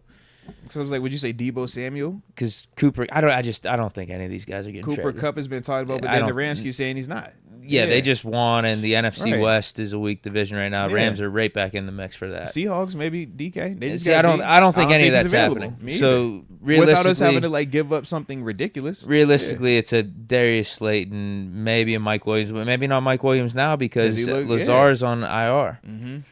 Mm-hmm. Cortland Sutton, I doubt that. His name's getting floated out there, but like, why would you take that away from Bo? Yeah, right, exactly. Mm-hmm. So Darius Slayton, he's obviously not as good as GP, but I do think if GP went down, a combination of Darius Slayton, Van Jefferson, Calvin Austin can get you out of a stadium. Yeah. Better than if GP goes down and we don't have Darius Slayton. Yeah, that's fair. Yeah. So I think you could try to do a little bit of both. You're not going to get this like but if GP awesome goes down, we're having a big issue anyway. Yeah, it's almost like Justin Jefferson going down with the Vikings. It's like it's going to be an issue. Like you don't have that just sitting on your bench. Nah. And if we did have three of those, then we'd be the Cincinnati Bengals, where it was the T. Higgins, Jamar Chase, and Tyler Boyd, with their O-line and other places were very deficient. Adam Thielen's out there, like a Jacoby Myers. Like, I like those names. Yeah. I think all of those names make sense. I think all of those names with Russ make sense. And you don't have to worry about them right away. Yeah. It's not one of those things, because with how Calvin Austin and Van Jefferson are playing, you're not stressing if they're not picking things up right away. They're not getting on a moving train and being their usual selves. Yeah. You can give them a couple weeks. Mm-hmm. But the upside for them being here and providing a different element is, I think, worth it. And also just the fact that for the floor, they're providing depth. I will say this, too. In case Pickens gets hurt. Seeing Deontay Johnson just get traded out of Carolina, I'm like, Adam Thielen, man. I think who'd you rather have, Thielen, Slayton, or Who was the other name I just said? Jacoby Myers. Mike Williams. Oh, you said Jacoby as well. I don't think Williams is getting traded now with Lazard on IR. I think Jacoby's the better out of all those guys, but I think he might be the toughest to get. I think Thielen is probably the easiest to get of the group because of what's going on in Carolina. I think Slayton is probably the easiest plug and play though. Like in the sense he'll of like fit the best. Yeah, I think like what he'll bring, because Jacoby is still going to give me some GP vibes, but I do like Jacoby's game. Thielen's silky smooth, but we just know he's older, so he's older. Health becomes a part of it. Coming off of the injury this year, health becomes. But then last year he had the 1,000 yards, good, right? And that was with way different quarterback play. Yeah. I think those three are the names right now. Yeah. Because we still got 4 days? Oh no, trade. I think we're stupid if we don't 5th? trade for one of those. Yeah. If we don't trade a 5th or 6th for one of those guys, I think we're stupid. Yeah. Just for the depth purposes alone. I'm with you. Just for the depth purposes. Because you lost Roman. If Roman Wilson had been here at any point or been productive at any point, you feel more confident about what that is or potential of it. But right now, you're saying this was something that we drafted higher in because we were anticipating production from it. Unfortunately, it hasn't been able to get out there because of health. So now let's offset the loss of this by bringing in something that doesn't kill us long term. It's not like a long term thing, but you can get us out of this season. And you could produce and might make some money. Yeah, and maybe even be better than what we got in Van Jefferson, Calvin Austin. That's what I like about those three players is they do have upside, but we don't need them right away or anything. Yeah. But they also provide the depth. It's just, a late round pick, low risk, potential high reward. I would agree. Like, why not make the move? Because there's a bunch of other guys available too, but I don't think they're as good as the three names that I just mentioned, like KJ Osborne, his name's getting thrown out there. Tutu Atwell, maybe. Tyler Boyd. It's like, okay, they could provide the depth, but they don't have the upside of those other three guys of actually being a better option or being a legit number 2 than what we got. Yeah. Dylan A. Moats, please try to get Debo on the show. Debo. No, I need to, man. Because, we haven't had him, have we? No. Not on ours. No, not on the pod. We definitely got to do that then, man. I feel like I'm talking to him on, but not up here. You're right. Good call. How about this one, though? Talk to me. Remix says, go trade for your boy, Deke. Addison. See if the Vikings would budge on him. Is he unhappy? Minnesota ain't treating him right? You didn't see what he did? Oh, God. Oh, God. Oh, God. It's nothing bad. Oh, whew. All right. I was like, was he in a car? No. Okay. All right. We're good. No, we're good. Whew. All right. Just Instagram stuff. Oh, God. He posted free 3. Oh, wait a minute. Where there's smoke, there's fire. That was last weekend. Free 3. After the Thursday night game. Oh, free that man. But then he cleared it up and said, you guys are looking too much into it. Oh no. He's like, he said it, that's always been my slogan. Oh, no, you can't back that. No, don't you walk that one back now. No, player. I ain't hearing that. This will be amazing. Call your mans up, bro. Call Kenny to call your mans up. I'm about to say, I know we still got the Kenny play. Hey, yo, Kenny, man, listen, man. I know it ain't work out here, bro, but hey, look, hit your mans up and tell him to, tell him he want to come to Pittsburgh, bro. Yeah, Kenny's still entrenched in the city. I mean, he's always going to be connected to the city, right? Come on, man. Always. It's Kenny. This would be nice. Yeah, that would be the name at the top of my list if he legitimately was available. Yeah, I know how I felt about Abla with that. Nice. Hey, you got some Deontay in him. You know how I feel about Deontay, bro. We should have traded Deontay a couple years ago. You know how I feel about Addison. Deontay. I'm like, yo, that's a Deontay-style receiver. I like those receivers because they remind me of my favorite, ABs. It's like, yeah, y'all like the little light versions of that. But anything that's like that, hey, I'm eager. Brian Lee, everyone seems to forget Justin Fields wanted to be here while we already had Wilson. Why would that change for him going forward? I would agree, but that doesn't sell as much in the media. In the media, it has to be more, spicy. They got beef. They don't like each other. Chill, man. But shout out to the quarterbacks though, man. And I don't know why him bringing up Justin Fields and Russ made me think of Mason. What's going on with the Titans, bro? You told me if Mason got the chance to start, the Titans would be way better. Their offense would be more productive. And I've seen 2 games now where he's got a chance to start. And both of these games have went left really, really fast and really, really bad. I mean, whether you're talking the Bills, who we said are overrated, 266, or the line, you'd say garbage time. That's got to be the equivalent of garbage time. You're the king of garbage time, right? I think he had $150 at That's halftime. got it. You're the king. He had a pick on the second series of the game.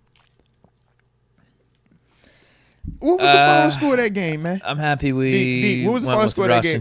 Deke, what was the final score of that game, man? What was the final score of that game? I don't know. It wasn't good. Deke, I looked at the fourth quarter had 14 minutes. The fourth quarter had 14 minutes, and the score said 52. He still looks better than Levis. To I say, bro, Levis won't get no 50s put on him, bro. Levis won't get in no Kyle Allen, Mitch Trubisky games. All I know, it was a Mitch Trubisky game versus Mason, man. He got to see his old home. He was like, "Hey, man, I remember you." He said, "I remember you too." Yeah, come on, bro. You told me that though, man. I was like, I can't wait. I've been meaning to see you, bro. Like, what's going on with your homie, man? Because you definitely told me. We can bring back Mason next year for QB3 for sure. Well, shout out to Jaworski Webb. He called it's bad matchups. This was just bad matchups. 2 bad matchups back to back weeks. He'll bounce back. He'll bounce back. But yeah, shout out to your boy Mason. And I can't wait till we talk to TG again, too. Looks like we made the right decision at quarterback this offseason. Between your Mason guy and TG and his Anthony Richardson, I'm like, I can't wait. I've been so pissed that the technology has been doing what it's been doing this week because I'm like, bruh, I gotta hear this one. Your man's got benched for your old man's? You know, he was a Joe Flacco guy. He's a B-more kid. Yeah, oh, no, we're going to get to that one, too. But anyhow, I digress. We got to get out of here 11:30, right? Yes, that is correct because I got a crazy weekend again, Deke. I just got back into town, but I got to go again, man. But this is a fun one. I get to go play golf. Oh, sweet. You know what I mean? So hopefully I hit them well. You'd have been proud of me, Deke. I snuck out the other day, man. I shot a 53 on the front. I played yesterday. Bro. I was terrible. I shot 53 on the front. I was actually impressed, bro. I ain't played in a minute. I was like, oh, wait, hey, now. I ain't got that. It ain't trash just yet. Yeah. So hopefully that'll carry over this weekend. We will see, though. Don't rub off on me, man. You said you was playing bad. Don't rub that energy over here. Yeah, it was the first or second time I've played in like 2.5 months. It was terrible. You're going to bounce back. You're going to bounce back. Absolutely terrible. You're going to bounce back. All right, so look, we got 8 minutes, all right? Because I get to the radio show before I head out, all right? So we did not do our picks last time we were in here. We were doing so good this season. We were doing so good. I know, man. So I'm a little heartbroken that, you know, we dropped the ball a little bit there, but it's okay. We're going to bounce back, all right? So I'm going to pick up where we left off, which was prior to the bye week. Let me pull up these picks. There we go. It would have been from week 7. I'm probably down a few games. I don't think I had a good last week. Yeah, week 7 was bad. Because obviously we skipped on week 8, which was just last game. But yeah, you were correct when you said week 7. You had a bad week. It was You went 2-5. I went 5-2 that week. Just a quick recap. I had Bills minus 9.5. You had the Titans. Remember, and that was if Mason played and started and played a lot. Yeah, he looked good. I was proud of him. It was looking good to start the game. Yeah. Yep. Then the next game, I had the Texans plus 3. You had the Packers minus 3. Texans obviously took care of business that game, which was actually a good game also. This is where you kind of had they? Yeah. Did the Packers win? I don't think they covered. They didn't cover. That's what I'm saying. Yeah. Yeah, it was a good game. From my perspective, I liked it. That's a shame. Yeah. Then from there, you had Lions plus 1.5, and I had the Vikings minus 1.5. Obviously, you had took care of business with that one. Then from there, you had Eagles minus 3.5, and I had Danny Dimes. And don't laugh. Just laugh at my pain, bro. This is crazy, bro. This is tough. All right. But I had Danny Dimes plus 3.5, and obviously that was not happening. Shout out to the Eagles. But then this is where I got my get back, man. I had Chiefs plus 2.5. You had Niners -2. That was stupid. I'm so mad about that one. Then I had then I had Ravens -3.5. Honestly, they should have cut. Like Purdy threw that away. Yeah, there was no reason. If he just would have held onto the ball, they probably could have covered or maybe even won the game. Fair. My God. Ravens -3.5. Bucks +3.5. I had no chance in that one. It started out cool though. Yeah, they got banged up though too. They definitely got banged up. And then I had Cardinals +2. You had Chargers -2. Oh my God. Yep. Mm-hmm. Chargers should have won that. Good thing they lost though. I like seeing an AFC team lose to an NFC team. I'll take that all day. I will too, especially when it helps my pick, man. So I definitely like that. So we didn't do any picks in week 8 because, like I said, we forgot. So as we currently stand for the season, my record is 29 wins, 25 losses, and 3 pushes or ties. I'm down 4 now. Unfortunately, you are. Oh my God. But you'll bounce back next year, I'm sure. Because you next year. Because I'm gonna keep this going, man. You know how I do. Yeah, I'm getting into I'm in my groove now. Oh man. Yeah, I got a little groove now, man. Didn't take Big Ben's advice. All right, you're right. What would Ben do? Ben said I should be humble. So let me sit down and be humble real quick. All right. That's already said. I'm gonna just try my hardest to put together another successful week of picks. All right. So let's you pull up the games. We got 5 minutes. All right. It's week 9. I'll correct? take the Jets on the Thursday night game. Jets -2.5. I think I'm gonna take the Jets too on that one. Yeah, I think they took care of business that week, man. Mm-hmm, man, I honestly probably would have got that pick. Maybe I would have taken the Jets. Oh, you would have because you're not. I'm rocking. All right, so let's count that. No, we're not counting it. No. We'll go to the Sunday game. Yeah, there's Broncos and Ravens. Ravens at home -8.5 against Broncos. Wow. Ravens just got beat too, bro. So I roll with Lamar. If that's cool with you. I'll do the Broncos. I think that's a lot of points too. Is pretty legit. I would agree. Bo Nix has been playing better and better as the weeks go by. Yeah, I'll just take the points. That's fair. Bills. We ain't got to ask this one. At home. You know how we feel about that one. Dolphins. Bills -6. You know how we feel about that one. I'm not picking the Dolphins. It's Tua's. We got Tua back, but here's bro. the thing. So if Tua doesn't finish the game, you'll take the Dolphins? Is that what you said? No. Here's the thing. I'm going to go against myself here and pick the Dolphins. Let's go. I'm going to go against myself. That's a hater move, by the way. No, everything in me does not want to pick the Dolphins. I'm mad about the Thursday night game when I picked them. I was like, I shouldn't have done that. Yeah. But I don't know. I just feel like it's one of those things. It's a Tua revenge game, I'm gonna go against myself. Yeah. Go against my better judgment. Pick the Dolphins +6. Tua revenge game. Why not? Tua revenge game, bro. This is the stupidest pick, but it's not, bro. Tua revenge game. Come on, we good. Tua revenge game. Giants +4 at home against the Commanders. Commanders one on a Hail Mary. Yeah, I'm going Commanders. All right, I'll rock with the Giants. Against my better judgment. How about that? You got against your better judgment pick. I got against my better judgment pick. Bengals at home -7 against the Raiders. I'm rocking with Jamar and them boys. I like that. Yeah, that's not you enough ain't touching points. that. Yeah, that's not enough points. It needs to be like 15 points. Yeah. Falcons at home -3 against the Cowboys. Ooh, and it's at 1 game for you. o'clock. Oh my god! I'll go Falcons. You dirty dog. Cowboys suck. You dirty dog. Oh, all right. I'll go Cowboys there for the culture, okay? You dirty dog. I like my Kirk, man. I feel weird picking against Kirk, man, especially in the 1 o'clock slot. That's his bread and butter slot. I already know what time this is. You can't pick against the Cowboys, though. I can't. But this is Falcons at 1 o'clock with Kirk. Browns +1.5 with Jameis at home. Give me against the the fight Chargers. in Jameis's. I'll roll with the fighting Jameis's, man. I'm ready to eat a W because it was this kid from Detroit, this rapper, and he said, you got to take advantage of this moment. You only get one shot, okay? Do not miss your chance to blow. That's what he said, man. Shout out to Jameis, man. Give me Jameis Winston, bro. I'll go Chargers. Give me Jameis, man. All right, we quoted Eminem on these folks today, man. Let's go, Jameis. Yeah, notice how these lines have changed a little bit with the Browns. Yes. With the quarterback change. Like if that was Deshaun, that's got to be a +6 line. Very much, man. Panthers at home +7 against the Saints. I want Saints or I don't want nothing. Yeah. I agree. Yeah, come on, yo. Carr's back. But DJ's gone. Yeah. DJ's gone. It looks like they're actually playing Bryce Young for. Is Dalton hurt? Yeah. I don't know why Bryce Young was out there last Because game. I saw that as well. I was like, I'm good on that. Titans at home -3.5 against the Patriots. I'll go Patriots. You know you got your mans down there. Your mans is down there. You like your mans. You've spoken so highly of your guy. You might as well continue on with that, bro. Third time's the charm.